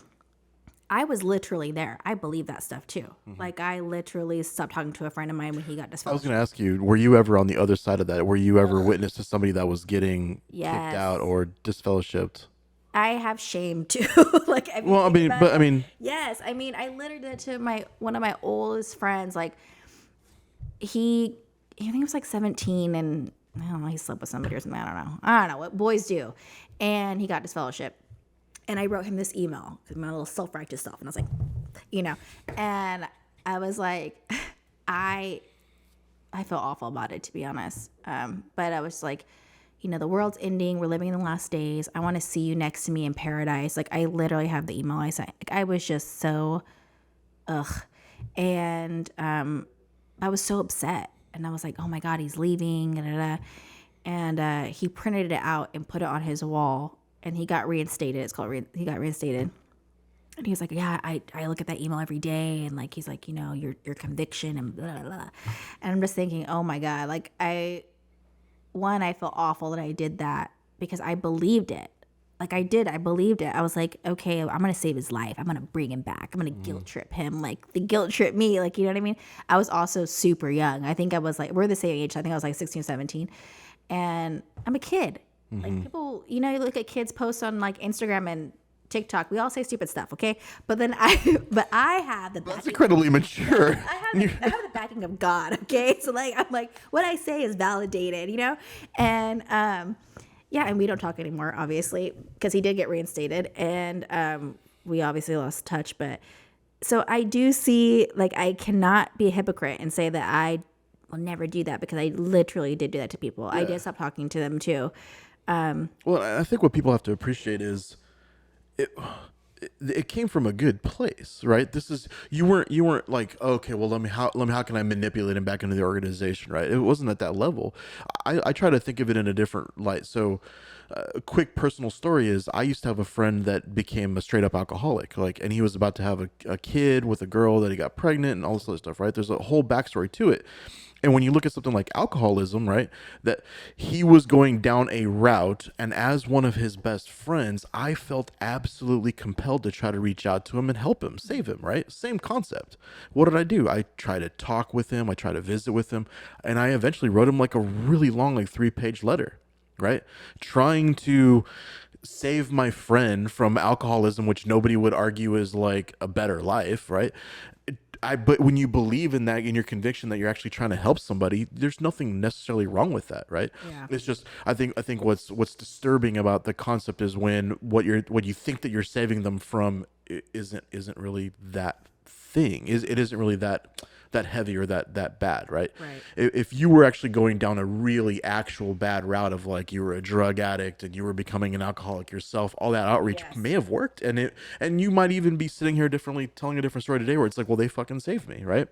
But instead, it was more just like, no. I've taken all of the good teachings that I've gotten from my religion. Thank you very much, mom and dad. Thank you very much, organization. And now I'm living my life, and I'm living it in a positive way.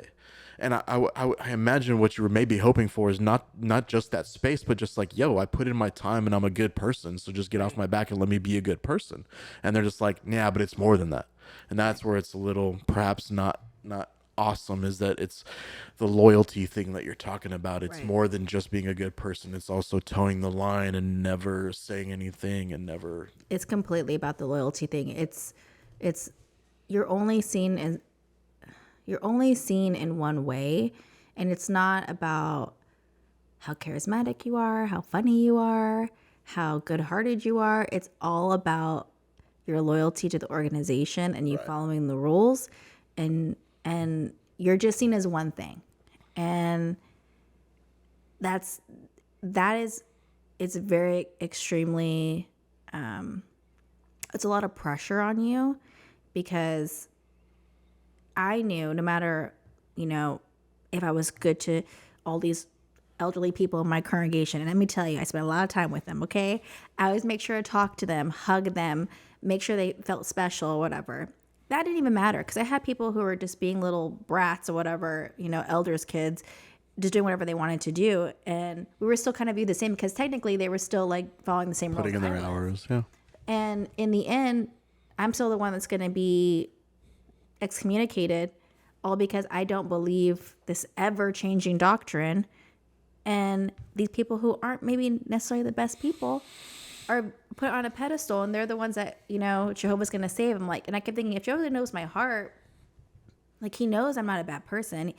And I mean, I just felt like Jehovah would know. Like there's no way that he would let me die in Armageddon. Because when I first left, I did, my mind, I'm heavily indoctrinated, okay? So like, maybe I don't believe everything, but I believe a lot still. And I really did feel like I was going to die in Armageddon. And I was like, okay, like it's just heavy, and you just feel like the world's a bad place. And now I felt alone.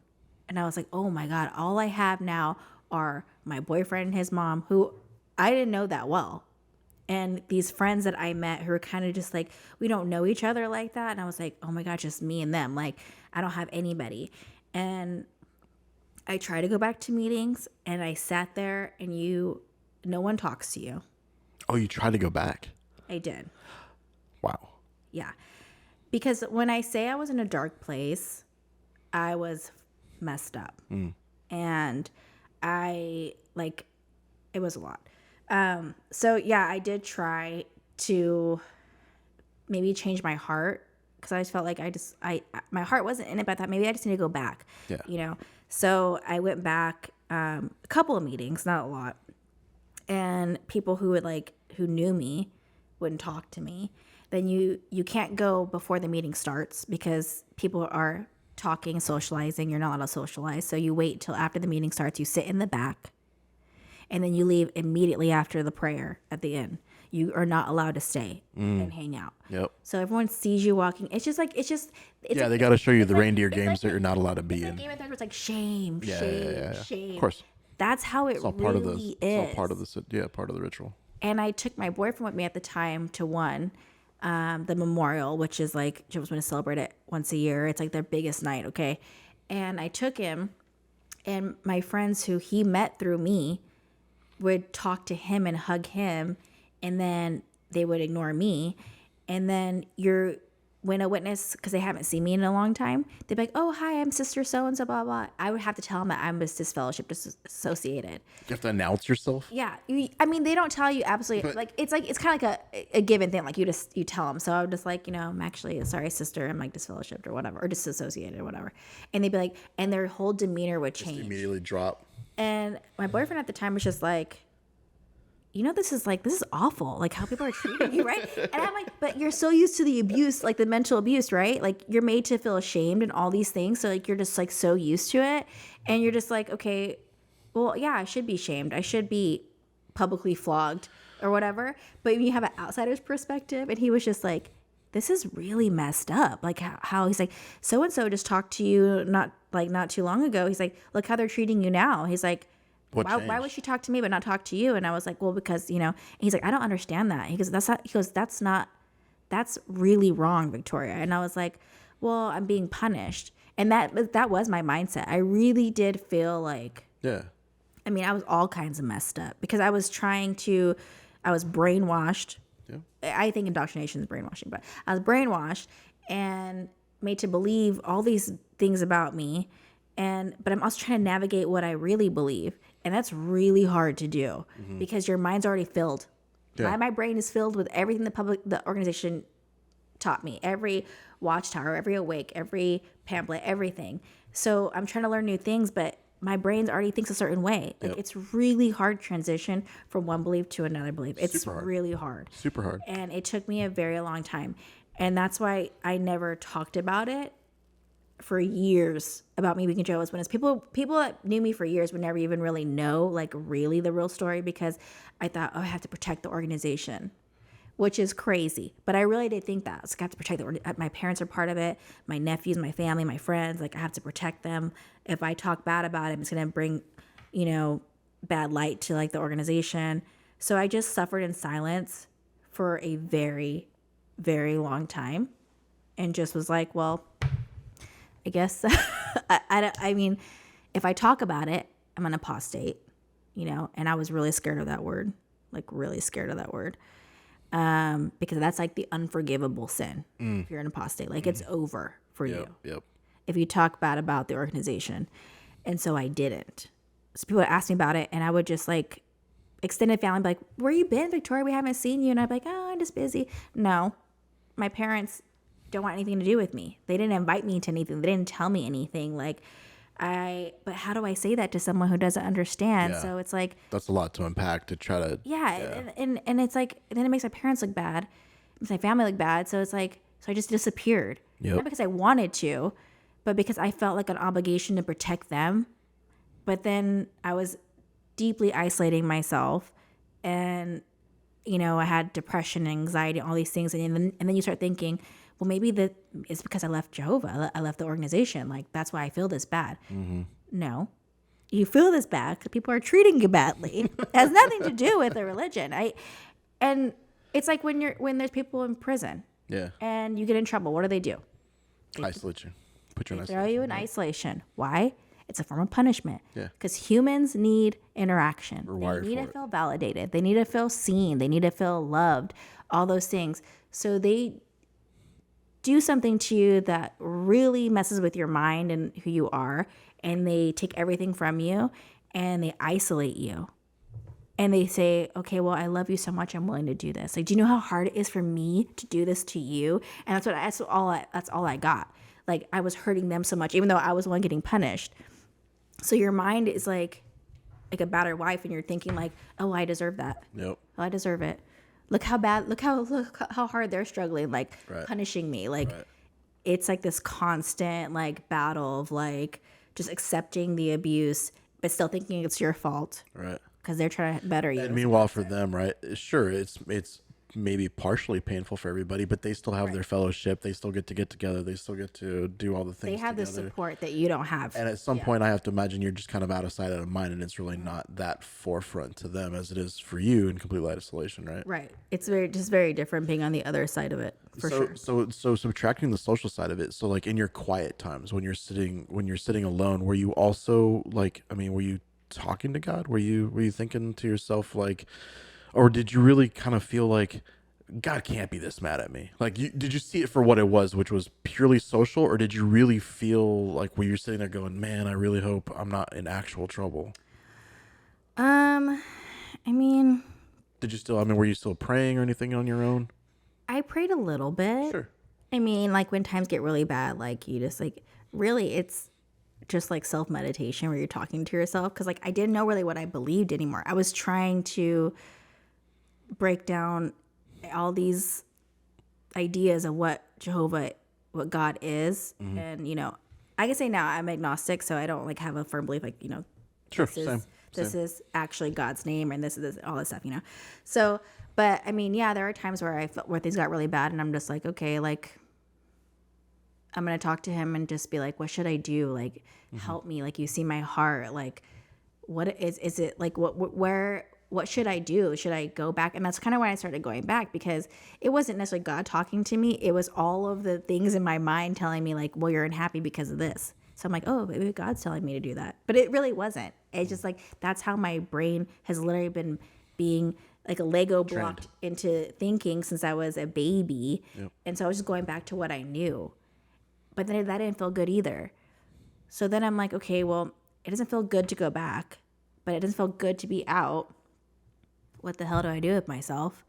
And I'm 22, but I have nobody. So what do you do? All right.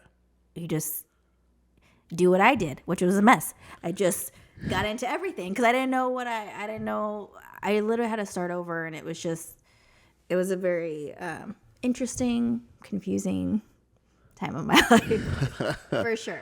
I think that's a good pausing point there. So let's take a Yeah. break, Yeah. and when we get back, we'll kind of talk about the upswing of that and how you kind of figured that stuff out. But I mean, I just want to go on record of saying that is extremely brave, because isolation is one of those things that you have to imagine it probably breaks 99% of the people. As soon as certain key people in your life, your family alone, your parents, as soon as they go and turn the cold shoulder, I'm sure that works so many times where they're like, oh, well, I don't like that feeling, so I'm gonna go back and, sorry, I didn't mean to mess up, and they go full tilt back into it, right? But to experience true isolation and still go, yeah, but I still think that this is the right track for me, and then powering through that, and now you're on the other side of that.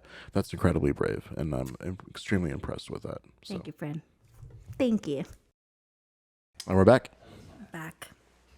That was a Hello. pretty Hello good break. again.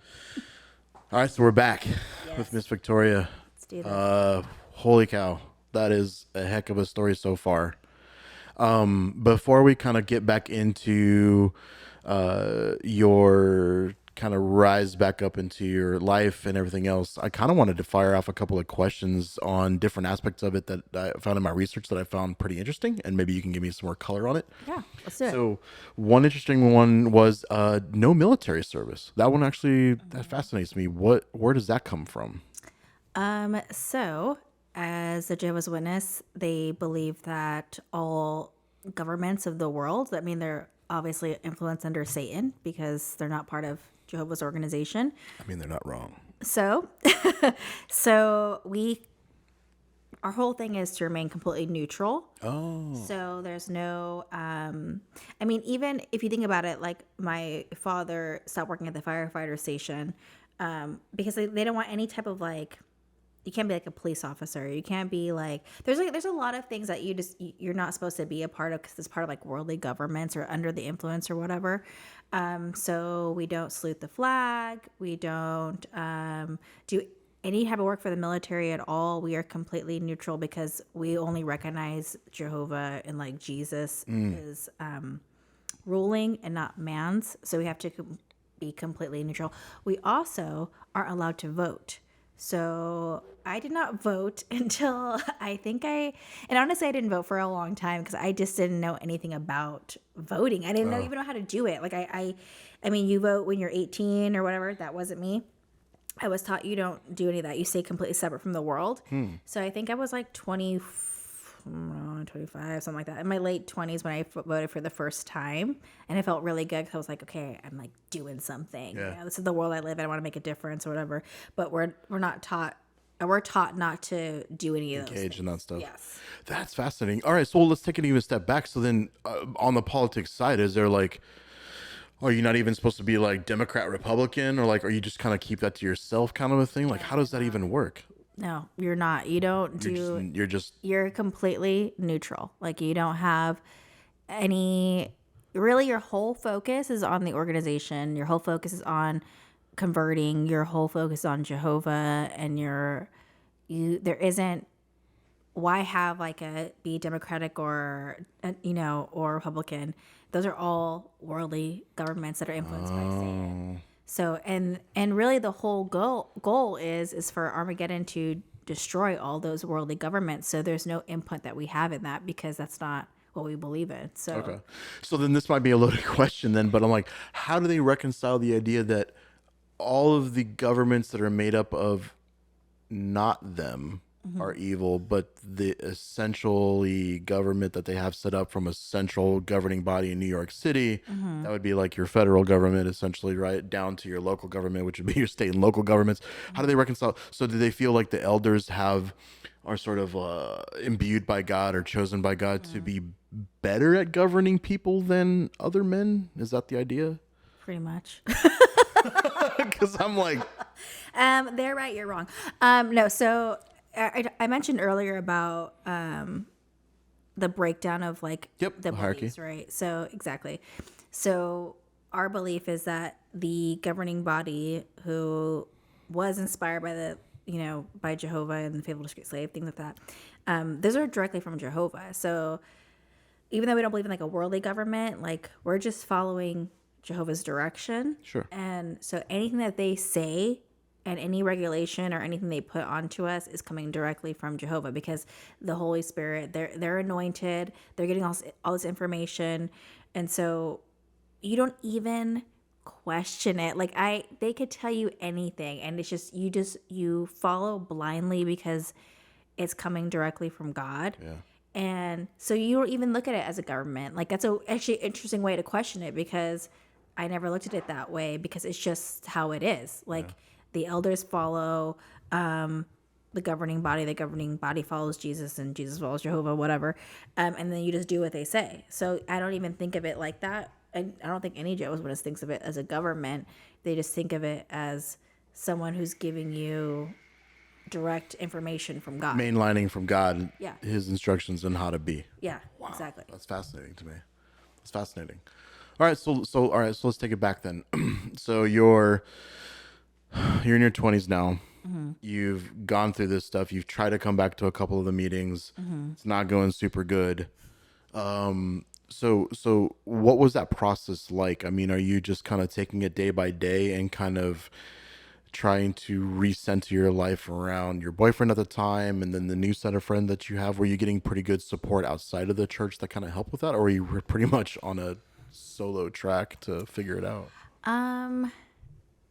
I was not getting a lot of support because no one knew what to do with me, because how do you explain it to people who don't understand what you're going through? And I feel like a lot of people were like, well, so you don't like go to church anymore? Like no one ever does.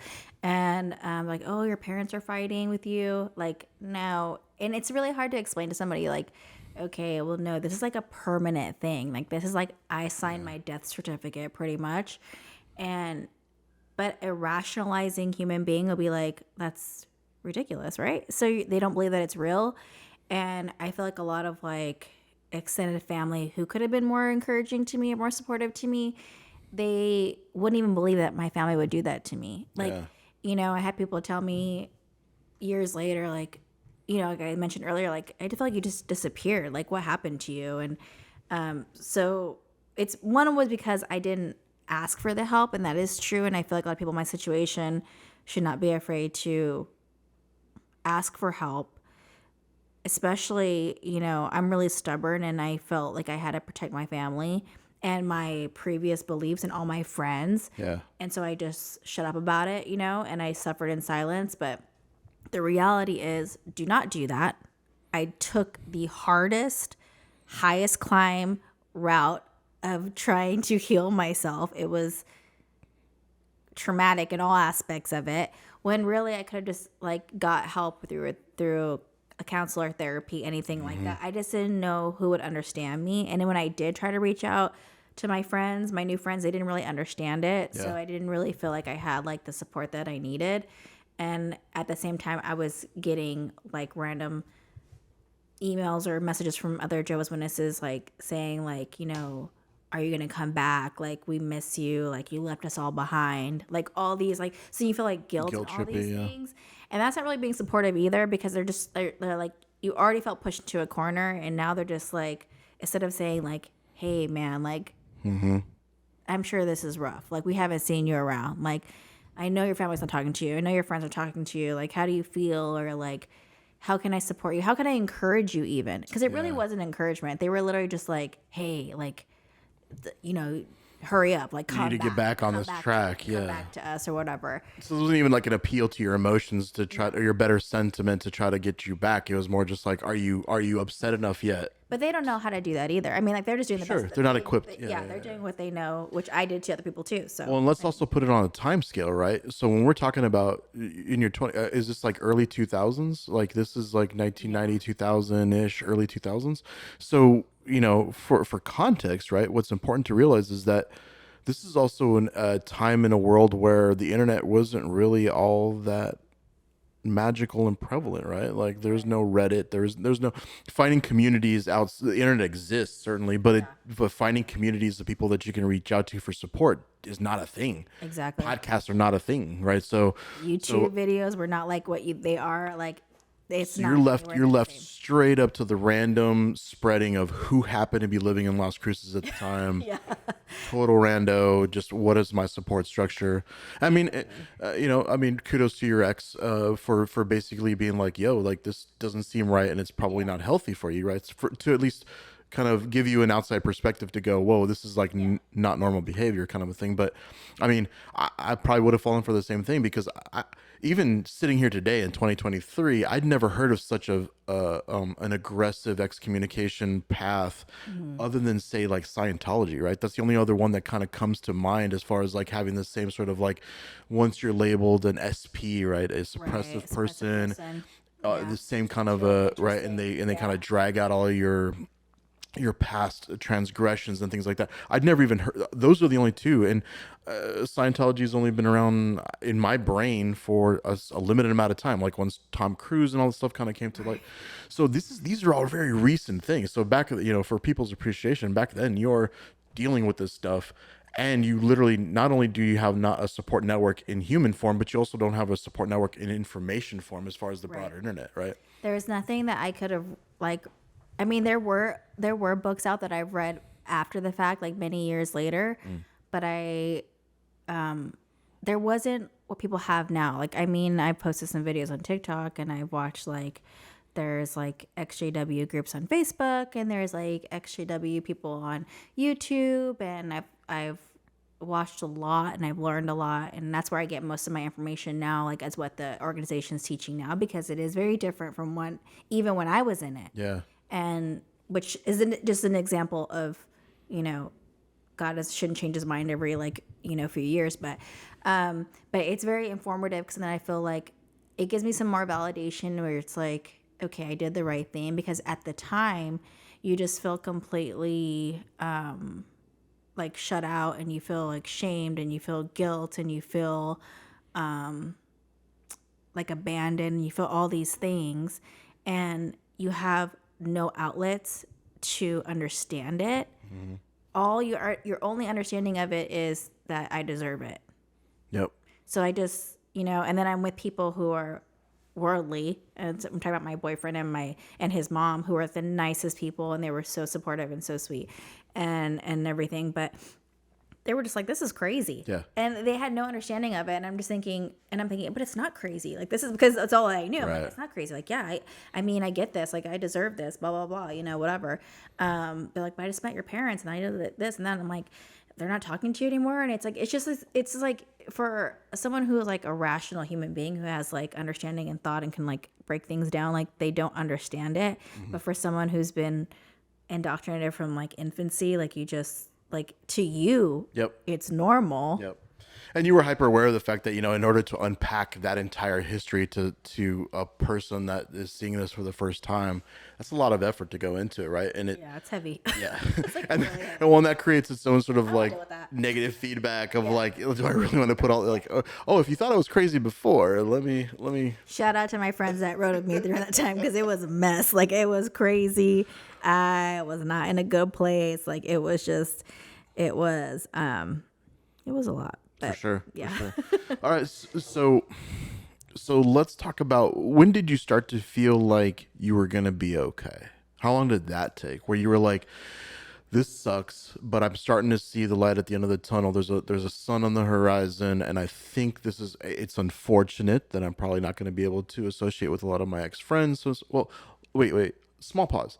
Were there anybody, the people that were kind of emailing you, was it all guilt trippy stuff, or was anybody really trying to reach out and genuinely like re-engage, family or friends? I felt like my best friend at the time, who, like, one of the reasons why I got disassociated to begin with, she was genuine. Like, she just randomly reached out to me, and she was like, hey, like, I just read the email last night, so I remember, like, just like, hey, just thinking of you. Like, the verbiage is funny to me now, but at the time, like, just like, hey, I need to know, like, are you coming back, and like, I want to do what's best, like all this stuff, Trying to get deets. yes, like, they're kind of guilt tripping, but like, and the thing is, I did that too, so like, I'm not gonna hold that against anybody, because like, and it's just like, yes, I'm reaching out to you, but that in itself was a big deal, because no one was allowed to speak to me.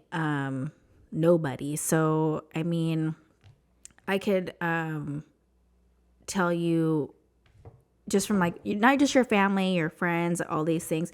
So like, I'll tell you probably like the worst thing that ever happened to me with people just, cutting you off and making you feel guilty. So when I was dissociated, my parents wouldn't let me see my nephews or anybody. And, no one like knew that, like, and I don't even know if the kids understood that, I'm like, I'm just not around anymore. And like, but I pretty much helped raise my nephews. And so I was very, very close to them. So, and everyone knew that, and then I just disappeared. But it wasn't that I disappeared. It was just because my family, they converted my sister-in-law, and she started becoming a Jehovah's Witness and all these things. So they didn't talk to me for it was a little over a year. And I went to my cousin's high school graduation in high rolls. And I knew I was going to see my parents for the first time, right? And I was How long? It was like a little bit over a year. They haven't talked to me at all. And I had so much anxiety. I was with my boyfriend at the time, and I was like, oh my God, I was like so stressed about, we were driving from Las Cruces to High Rolls. And I was like, oh my God, what are they going to say? Like, what are they going to do? Because now people, like my extended family, they're all non-Jehovah's Witnesses. Again, my parents are the only ones that are Jehovah's Witnesses in my family. They don't know. So like, how are they going to act? Blah, blah. And, so we get there, and it's like this cabin out, we're all woodsy people. Okay. So it's like this cabin, we're out there, and we walk up, and the first person I see is my dad. What are the chances, right? And I was so stressed, and I had so much anxiety, and he just looked at me, and he smiled, and I was like, okay. And, great. I don't know what that means. What does that mean? And he was very nervous. His hands were shaking, and he hugged me, and I didn't know what to feel, because I was so mad at them. But then I was like, oh my God, like, you feel like love and embrace for the first time. You just feel like, this is great, and you just miss all that, and he was so nervous, and he's like, do you want to get you a beer? Want to drink, blah, blah, blah. And like, because everyone's watching us, like, no one knows my parents have done this to me. No one knows, like, that I've been literally in the worst part of my life for like the past year. And I have family all around, and we're a Mexican family. Okay. There are people everywhere. Okay. I'm talking about aunts, uncles, cousins, everything. And, it was very uncomfortable, but I was excited to see him. And then my nephew showed up, and I was standing up on this like hill, and I haven't seen my nephews in a really long time. And I was like really like messed up about it, And they come running up this hill to me, and I was so excited, because I was just like, oh my God, like, I just like love them, they're like my kids, And I think the most messed up part that I can think of is just like that. I get emotional about it, because I understand.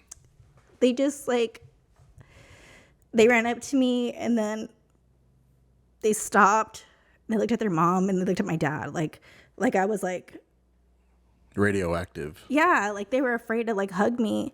And that was like the first time I'd ever felt like I was just like, wow, like this is like messed up, because like those kids love me, and I love those kids. But it's been over a year, and they were just scared to hug me. And I think that was like when I knew, it was like, what did they tell them about me? Like, you know what I mean? Like, because I love those kids. And I hadn't seen them in a year. They probably think it's my fault. Like, I abandoned them. And like, they ran up to me like they were excited. But then they were just like, they knew the religion told them that I was bad. Yeah. And that was like really hard for me, because I already felt so alone, and I felt like there was just a lot going on in my mind, and I felt my dad's embrace for the first time in a year, and the kids and everything like that, and it was just, I felt like some like normalcy for the first time in such a long time, and it was really nice. But then you also get super fucking angry about it, because you're just like, it doesn't have to be this way, like they should want to be around me. Like, I love them. Like, you know what I mean? I love my parents, all these things, you know? And everyone, the crazy thing is everyone's watching us like, they're like, what's wrong with that girl? Like, you know what I'm saying? Right. Like, everyone's partying, drinking, all this stuff, you know? And I'm over here like having Dying a fit. inside. Like, I'm just like crying. And my boyfriend is like, poor guy's like the only white boy and there's all these Mexican people, and like, you know, and he's just like trying to comfort me, and like, and no one knows his inner battle. My mom came after that and hugged me, and she's like, you look so beautiful, blah blah blah.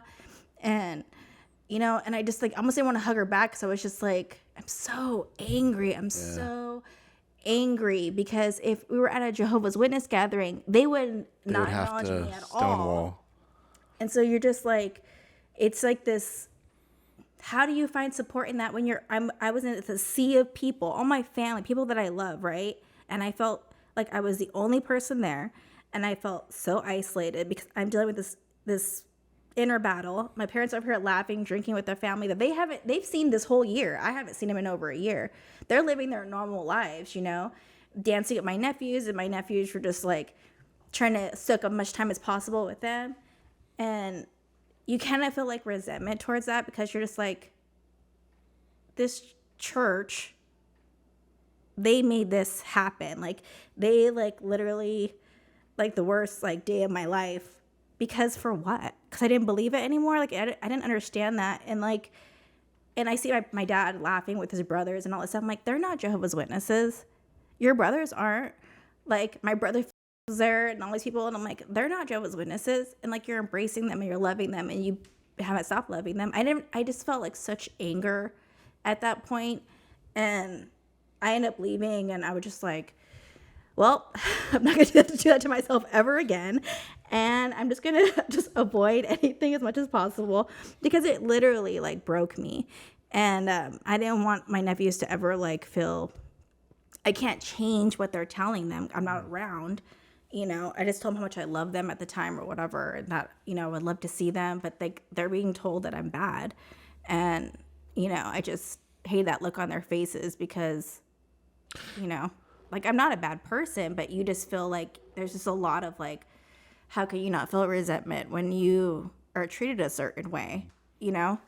Well, for what it's worth, right? When I read that situation, I see maybe a little bit of a silver lining, right? Notice what their innate nature was. They were actually happy to see you, Yeah. right? So in their hearts, right, their first, before their brain kicked in and said, "This is what mom and dad told me I'm not supposed to do," right? In that moment when they saw you, that was genuine love and genuine happiness to see you, right? Right. That's cool. To me, that's the silver lining that you have to pull out of it. And it's just on their route to you, mom and dad's voice or whoever told them like yours off limits came in, and that's the indoctrination coming in and saying, nope, nope, nope, not supposed to Yeah. do that, not supposed to associate with her. And now they're kind of in that confused state. But the fact that I think I would have that was a horrible situation, first of all. But you know what I mean. The silver lining in that is that they weren't just straight up just like Thinking. acting like they Yeah. don't even know you and like just because then that would have really shown that indoctrination really got into them, and now That would kill me. that would have killed you. That would have literally killed me. And that is very true, because that is a silver lining, because I feel like, you know, I ran into them like years later, and Yeah. they did the same thing. They ran up to me and they just held me, and I was just like, and that was probably like 3 years after that, because you know, and then now I think about it, like, one's married. Yep. I missed out on their whole lives, and you know, and I, you know, and when they make their own choices, I think they're all baptized and stuff like that, so they probably won't talk to me. But if they ever decide to, that door is literally always open. Like, I have it propped open, like nailed open. Okay, Yep. like the door is always open for them, because I know what it's like to be taught at such a young age and just feel like that's all you have, because that's how my family made them to feel, and they made me feel. And I just feel like, you know, if ever that were to happen, if they were ever to leave the organization or however they wanted to do it or whatever, they can always count on me, because I've been there. And I definitely, really, that's for any Jehovah's Witness that feels just like left alone. Like, I'll be whoever's sister, I'll be your best friend, I'll be your mom, I'll be whatever you need, because I didn't have that. And, you know, I'm a hot mess, but I will make you laugh. I will dance with you. I will cook with you. I will cry with you. I will do whatever because people need somebody who has somewhat of an experience what they're going through and someone who can be like, there is light at the end of the tunnel. Yeah. You're not alone. This, it's going to pass. It will never be over, but you can live with it looking at it a different way. Yeah. And that's all you can really do. But at least you're not like alone. You know what I mean? And that is a silver lining it because I've experienced all this so I can maybe help someone else who has experienced the same thing not feel like, well, this sucks and this is the end for me. Like, I don't want anyone to ever feel like that. It's not the end for anybody. Like, life goes on. Life can be great. Yeah. It's not the organization. Leaving that like is hard and no one will understand it until you've been there. But I have made the bestest friends, you included, and wifey, and my honey. But I made the bestest friends in the world. And I remember thinking at one point, I'm like, there are no worldly people that will ever match up to my friends that were in the organization. There's nobody. Like, that is crap. It's bull crap. It's not true. There's so many good people out in the world. You just have to seek them out and and honestly, they'll find you. Easily. Be a good person. They'll find you and you'll have such a great life. And it's like all this other stuff that happens is just made to teach you a lesson and just be better and just maybe help other people. But Yeah. it gets better. This isn't it. I would just hope, like, that's brilliantly said, and I would just add to that and say I would just hope that they could at least adopt a policy that's more of an agree to disagree. Like, does it have to be that harsh of a shunning, right? Fine, okay, you hang out with your disassociated daughter or whatever, and at the end of the day, you might go home and go, well, she's not going to be saved, but she's still living a good life. She still has a good heart. She still is doing well. She has friends and everything else, and she's being supported and she's loved and whatever. And cool, she's not 100% on board, but if Jesus were to come down tomorrow and look at her, he wouldn't be like, nah, right? Yeah. Like that's all you can hope for, right? Hopefully that's something that they adopt later on. That'd be great. That would be great, but I don't it's see that happening. well, because again, right? That's an infectious thought. It's an infectious thought to say, oh, wait a minute, so you can just be a good person. You don't have to follow all the rules to the letter and do all this community service, all this other stuff. I can just be a good person. That seems like a shortcut that starts to undermine the. And if you believe in God, like, kudos to you. That's great. Like, I am all about, even though I don't have a standard belief, if that makes you a better person, if that makes you help other people, if that inspires you to live on when you feel like you can't, Yep. I am all for it. But this is the difference with a cult in comparison to like spirituality, which I think they're completely different. Right. And I think with a cult, it's all about control. Yeah. It's not about who you are.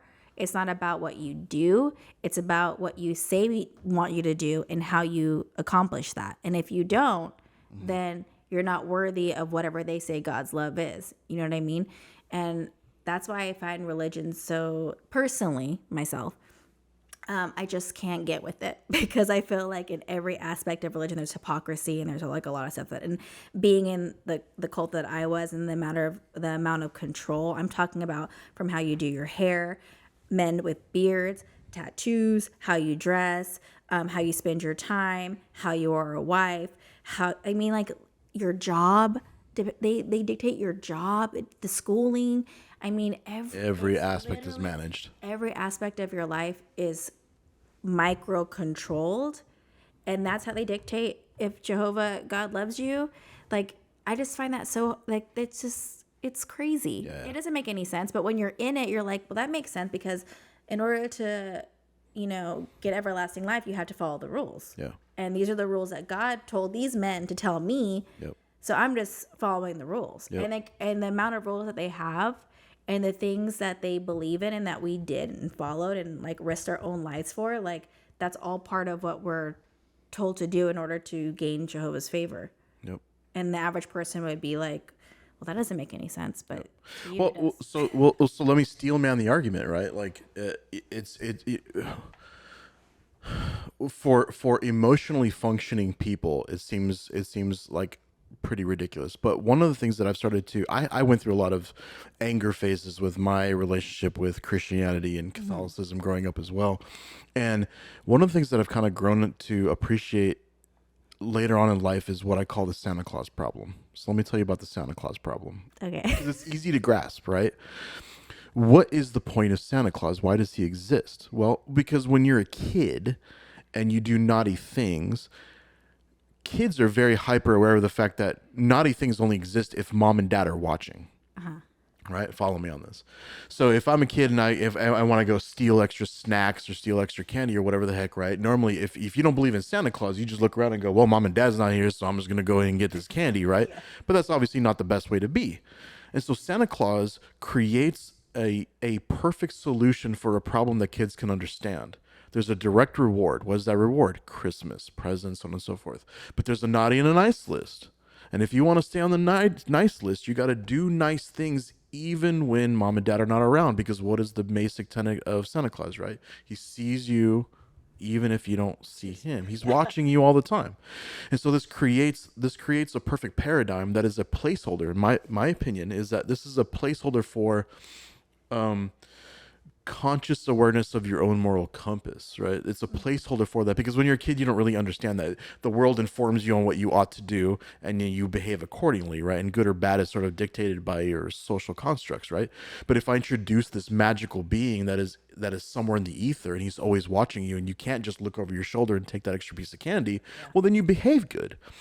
But the point of Santa Claus is that ultimately you ultimately reveal to the kid that Santa Claus doesn't exist, but that's not a reason to then go start doing bad things, right? Right. That's the magic of that's to me that's why I believe in the Santa Claus story because it offers a magical path of you don't understand how this works. You don't understand how morality works. You don't understand what good or bad is, but let me give you a construct that's a placeholder.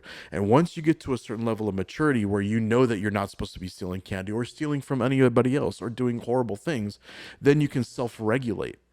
And it's a self-regulation piece that I think is, if I could steel man the argument, that is the basis of most religions. At least what they try to teach you is that there's a morality for all of us to live on this earth. There's a morality that you should aspire to, right? Be like Jesus, right? Jesus is the example of all this in most of the religions. You're hoping for that to instill upon other people.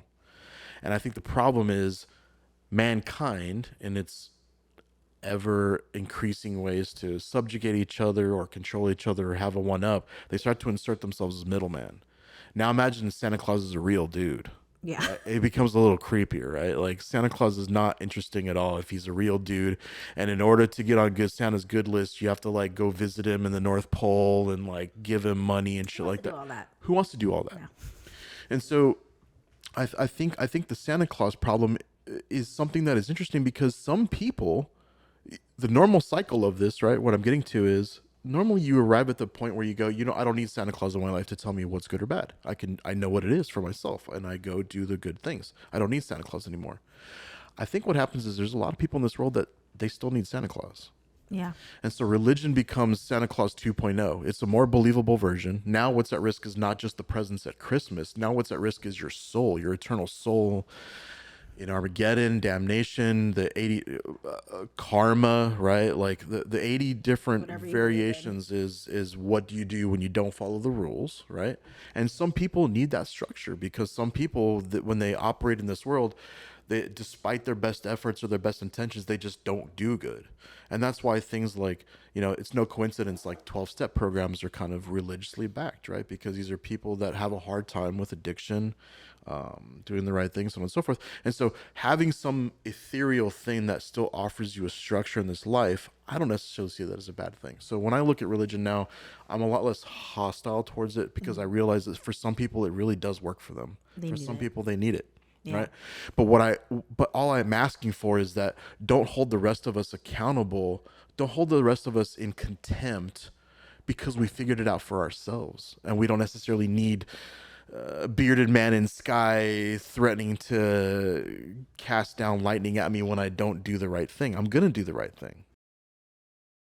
We mentioned earlier during our little break about, what I'm talking about is like the amount of control that certain churches have and like that we were Jehovah's Witnesses and the certain beliefs they have. Like there's like the blood issue, right? Oh yeah. And there are certain beliefs that literally will kill you. Yeah. Let's talk about that one. There's not a whole lot of people that know that one. That was one of the ones where I'm just like, in a modern day? Wow, okay. Yeah. So that was the biggest so I watched The Apostiary, right? That's the movie? Apostasy. Apostasy. Right. Great movie. Everyone should watch So it. set the stage for us there. great. That's an interesting. I wish I had the information of who the guy who directed and wrote it was an ex Jehovah's Witness, and when I watched it, I literally cried and cried and cried because it is the most accurate depiction of what it's like to live as a Jehovah's Witness, to die as a faithful Jehovah's Witness. There's just from the jobs they do to how they talk about demons, the anxiety of not feeling like you're good enough, the preaching work there. I mean, it was just, you could tell this man, like, he lived it. No one else would do a movie like that unless they lived that way. Yep. But So the girl in it, she has a disease. right, she has a disease, and she at one point in the movie, I don't remember the movie for y'all, but you should watch it. But at one point in the movie, I guess when she was like way younger, like they gave her a blood transfusion because she needed it. But it was like she was young, so she couldn't like say she, didn't want it or whatever.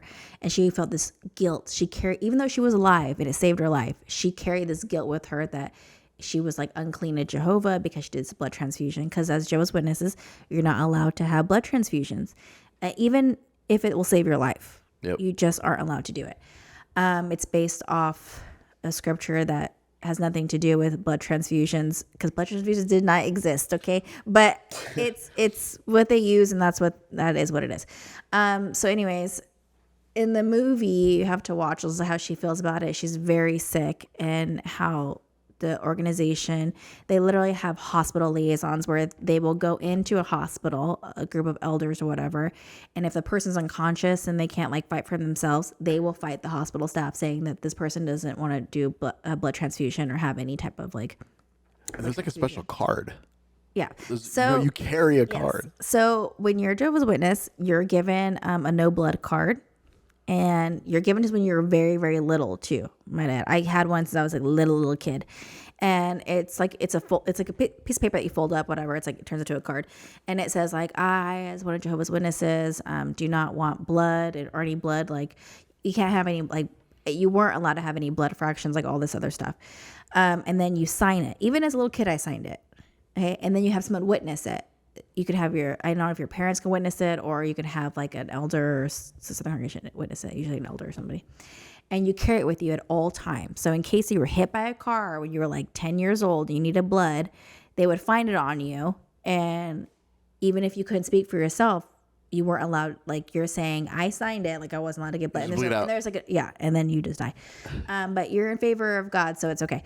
But yeah, so it's just like something that, it sounds so like silly, you think about it, but like we literally every year we got a new one every year, and we signed it, and we had someone sign it with us, and we carry it with us at all times.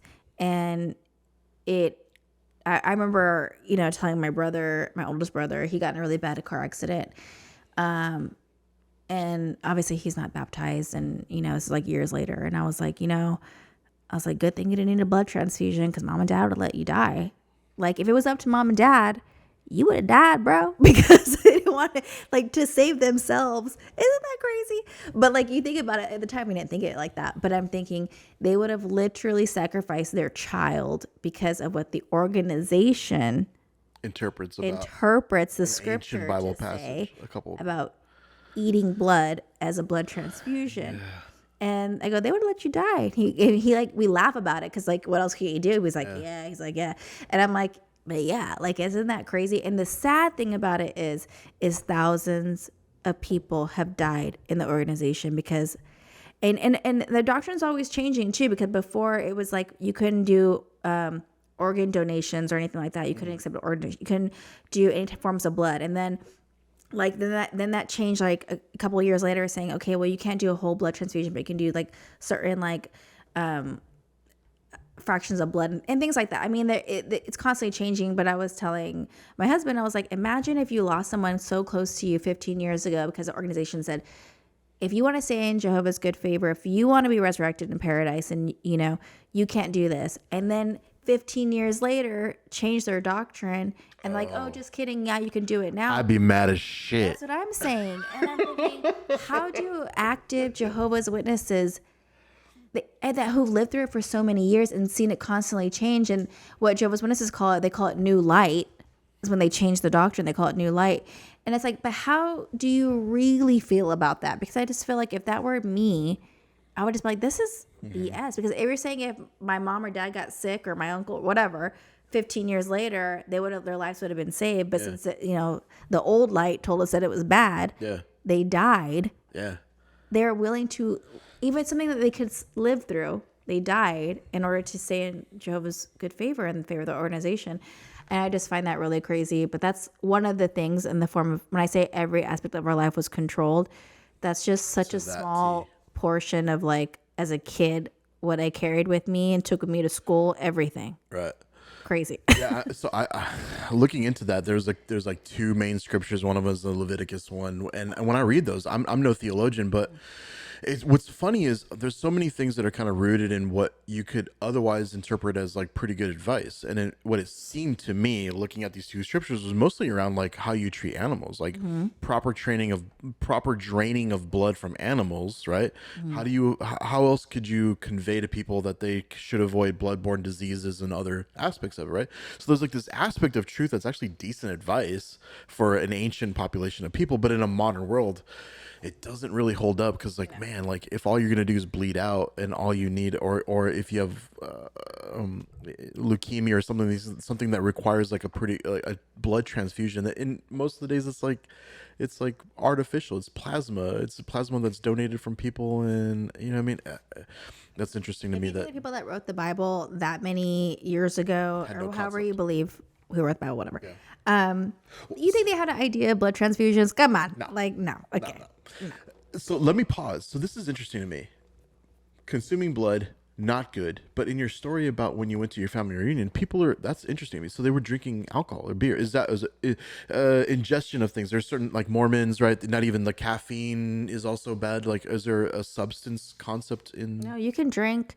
People ask me that all the time too, which is really weird. People are like, "Oh, Joseph's, they can't have Coke, or they can't drink tea, or they can't drink alcohol." I'm like, I'm pretty sure that's Mormons. No. We can drink alcohol. We can drink all that stuff. You just don't do anything in excess, so you can't like be an alcoholic or anything like that, or act out, or like. I mean, the whole thing is that you are a spokesperson for Jehovah's organization. If you look bad, you bring reproach upon the organization. So you can drink, but don't bring shame. Don't act crazy. So which I mean, thank God for that, because I'm like, oh my God, I imagine like my dad would open up a beer at 18. I'm like, yeah, woo, like I could have a drink or whatever. That wasn't bad. It was just that you can't bring reproach upon his name, so you can't like. Other religions I don't know, but like yes, we can have soda, we can have coffee, we can have alcohol, wine. Jesus turned water into wine supposedly, so we are all about it. That's crazy. Yeah. Yeah, that's an interesting one to me. So let's backtrack. So what's the road to Austin look like? So between Las Cruces, kind of the family reunion.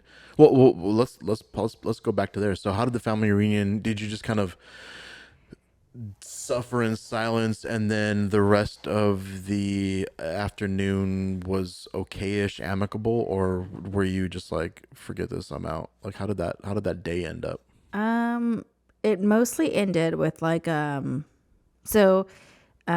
sister-in-law at the time, she just like, I think she was just getting baptized, or she was studying or whatever with the Jehovah's Witnesses. She was like super self-righteous. We were all there at one point, so whatever. And she told me, she pulled me aside, and I don't know why she told me this, but she did. She said, I'm the reason your parents don't talk to you anymore. And she said, I told them that it's not okay to talk to someone who's disfellowshipped. I know other witnesses do, because some other witnesses it's a very gray area. They get away with a lot, Yeah. You can get in trouble for that, but they hide it really well. And that's kind of what my parents started to do in the beginning. And then like with the soft shunning, and then it changed. And she was like really proud of herself for her being that person or whatever, and I disliked her for. I mean, I still don't like her, to be honest, but I was really upset about it because I was like, "Who are you? Like, Yeah. I don't even like you." So I was like, "Why are you doing this?" But like, it wasn't really about that. But I was just like, she just felt so self-righteous. Like, I was the one that told him not to talk to you anymore, and so I left pretty soon after that, and I didn't see. I saw my mom, I think 3 years later, at my cousin's wedding, and my dad didn't go. So I haven't seen my dad. I haven't seen my dad's face. I haven't been around him in years and years and years. My mom I saw like 3 years after that, and she hugged me, said I was beautiful or whatever. And then she went and talked to my best friend and my boyfriend at the time. And then she didn't talk to me the rest of the time. And then, but I wasn't like, at that point in time, I didn't really want to embrace her. It was kind of just like, I just feel like if you don't love me in private, like private as in like with non-witnesses. And then when it comes to like your beliefs, like don't love me. So I was just like, not about it or whatever. Yeah. And I mean, we don't talk. I mean, I talked to my dad. My mom got really sick a couple of years ago, and from what I heard, that she was like on her deathbed or whatever. So I got my dad's phone number from my cousin because I don't have their phone. I don't even know where they live. Okay. So I don't have their phone numbers or anything like that. And so when I called him, because I was like, oh, she's dying, and I wouldn't have known about it because they didn't bother to tell me. When I called him and he picked up the phone, I was like, hey, it's your daughter. Because when they call me, they always call me daughter. And he goes, who? Like he didn't know who I was. But that's how far gone like their thoughts of me, like my existence really is. And when I was like, it's Victoria. And then he's like, your mom's really sick. That was like his first thing he said to me. And he was really upset. Obviously, my mom was really sick at the time. And she never talked to me. I mean, obviously she was going through a lot. But I could tell even then he really didn't want to talk to me either. And but he got surprised because I called him. Yeah. He was expecting that, And we talked once more after that when she got like some results back, whatever. He did call me, which I was shocked. And the moment I started talking to him about my fiance, now husband, but I was like, yeah, because they don't know anything about my life, And I was like, I'm getting married, all these things. And he got really quiet and he started talking about the last days. And, I just told him, I said, just because I don't believe what you believe, it doesn't mean that I'm a bad person. And, I loved him and stuff like that. He got really uncomfortable and he hung up. And that's the time I ever talked to my dad. We haven't talked since then. But I could just tell, like, he just, like, he gets so uncomfortable. 'Cause I know deep down, like, I know my parents love me. They don't know how to love me, right. But they love me in their own way. Right. And I think I made him uncomfortable because how can you argue with that? Like, how can you, he knows me. Like, right. He knows I'm not a bad person. But I just feel like, to go back to your question, that was a really weird question. Like, when I left New Mexico, it was such a nice,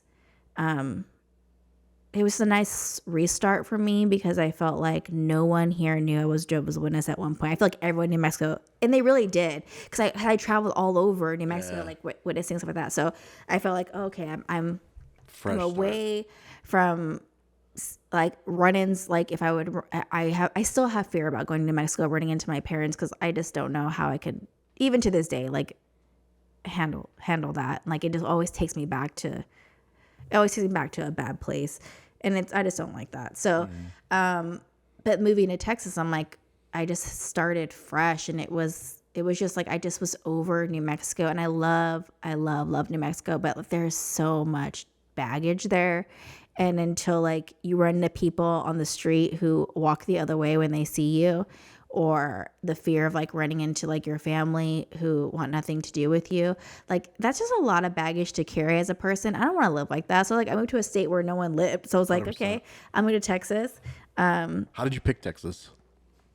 Did you already know something? Okay, let's be real. I didn't pick Texas. I picked Austin. Okay. So like, let's not get it twisted, okay? 'Cause Fair enough. I would have never picked Texas. I picked Austin. I love Austin. I came here for like an ACL concert, and I was like, oh my god! Like everybody else that moves to Austin, I was like, I love it here, and I was like, free people, woo!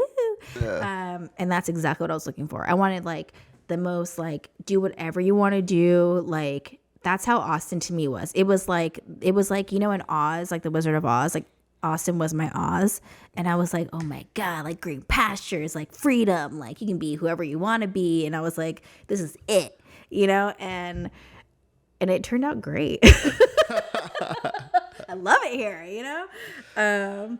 It was not easy getting here, but wow, yeah, I mean, what a god, what a freeing, yeah, like. Wow, I can't even imagine. But I mean, I met you guys. I met my husband. You know, life is good. And like, and the thing is, like, Do you know? I was one of the first people he texted me when he met you. I might be relaying too much here, but I mean, yeah, your boy and I are pretty close. And at the time, like, he was very excited to have met you downtown. He sent me a picture, and he was just like, "I just met the coolest chick on the planet," and I was like, "Oh damn, I ain't never heard him go all in like that." So. hey, he took this broken person, and we had some good times. So I was very grateful. Like I met him honestly right away, and that was like one of the best parts of, you know, moving to Austin. I met him like a month after I moved out here, but I just think like really how lucky I am Within a month. Within a month. I mean, If look how many people I met. that's not God's will, I don't know. I know. Come on, Billy. Thank you. Yeah, but life is good. I mean, a lot of stuff to get here, but you know, I'm happy. I took what they call they say that they take the path less traveled or whatever, but I feel like I took the route like that UPS or not UPS, Kayla, like your navigation that takes you like down this dark road that you think there's like no signs where to go or whatever.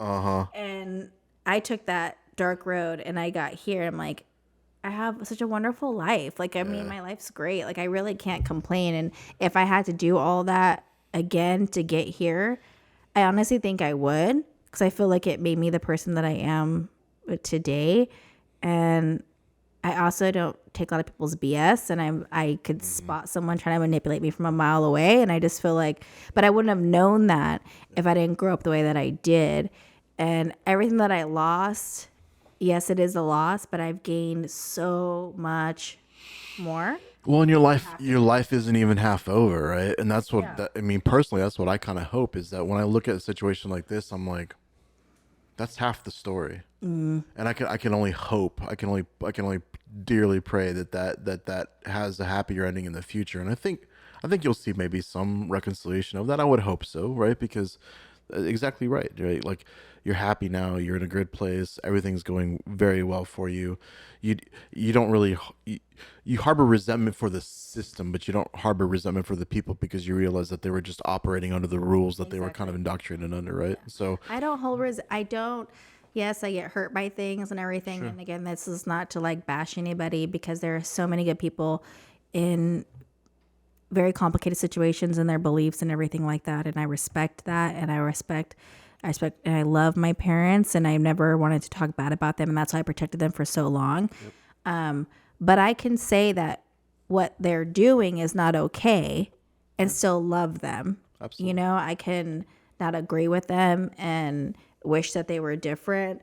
But it doesn't change the fact that I want them to live long, prosperous lives. Like, I honestly don't even know if I would ever want them to ever wake up, because wake up is the term that I use for like just realizing what they're actually believing in. But because I just feel like they spent so much of their life invested in this belief that I don't know if mentally they would be able to handle the truth about really what the organization is. And part of me, I just want them to be happy. So it's like, if you want to live and die by this and it makes you happy, even though I'm the one suffering from it, like, I just want them to be happy. So it puts me in a weird place, because I know that I will never have a relationship with them. And I know, like, I lost already the whole childhood of my nephews, and I'll never get any of that back. So much was lost, but I mean, I created so much more from that. From all the rubble and all the trauma and all this crazy stuff, I created such a great life. And I know that they have hurt on their side too, but they're creating a life that suits them. And really, what else can I ask for? Like, I mean, I'm not like, I just want people to do what makes them happy. And I, I don't ever want to talk bad about them, or I get why they believe what they believe. And I'm just happen to be on the outside and, not in the best situation when it comes to it, but I respect people's beliefs. I mean, I don't want, to be negative to anyone's personal beliefs. I just want to just say that because it's not about bashing anybody. It's just about understanding my perspective, 100%. Being on the outside of everything. 100%. I agree. And I think every person and every organization has room to grow. So now, having lived through all of that and being on the outside in, give me like 2 recommendations that you would give to the organization as far as like what they could do just even slightly better to where they could still preserve most of their dogma and control or whatever, but just maybe to where it doesn't create such a harsh product on the other side of it. Because when I look at it from the outside looking in, I'm like, dang, like I didn't go through nearly as much shit or like fading out, as you call it, from Catholicism as you did fading out from them, right? So what would you recommend? Oh, that's like a loaded question because there's so much more they can do. I'm sure. Okay, like 2 things that pop up the top of my head. I do wish that they will allow critical thinking and create open space for like difference of opinion, and then not be afraid to back up their beliefs. Like the fact they don't let their followers read about their own organization, like even their old publications from years and years ago. They don't let Joe's Missus read all that stuff, like the Golden Age book and all these. Like they would never just put that information out because it will contradict their beliefs now. But that's what they call like the apostasy stuff. Even like but it's true. It's what they put out, but they don't want. I just wish that they would just allow people to be critical thinkers, allow to think for themselves, but also choose that religion. They say they're all about choice, but really you're not.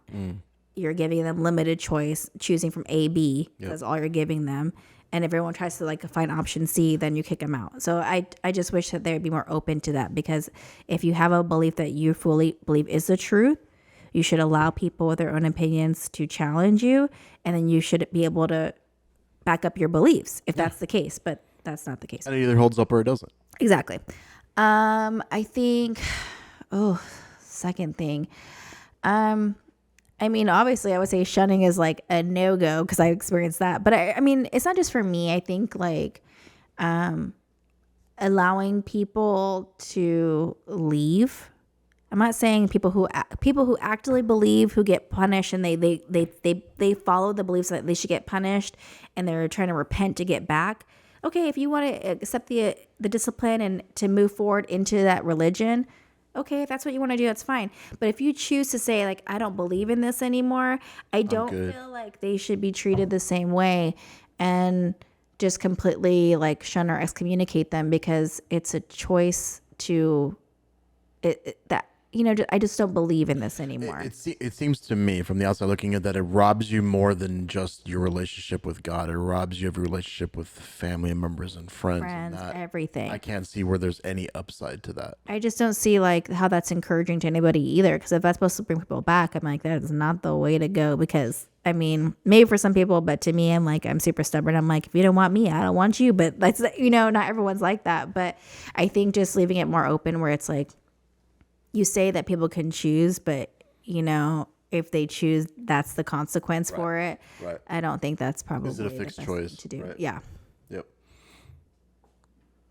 Well, Miss Victoria. Yes. This was a absolutely fascinating journey. I hope you had a good time. I did. Thank Thank you so much for sharing your story. Again, it's extremely brave. There's not a whole lot of people in this world that really get tested. I mean, we live in a modern world where most of the stuff that we get tested on is at a very superficial level, right? What we believe in religiously, politically, it might get tested on Twitter, but few people are put to the screws and having to back up what they believe in and really walk the walk of having to go through a long and dark journey on your own and really without any kind of support. So the fact that you made it out, I'm agnostic as well, right? I believe that there's something out there. I don't necessarily know that any particular book got it 100% right, but I have to believe that you put yourself on a road that got you to this point, and you've met a lot of amazing people, and you have a lot of people that love you, and you have a lot of people that support you, and I can only hope that everybody else from your past life also sees that. And I'm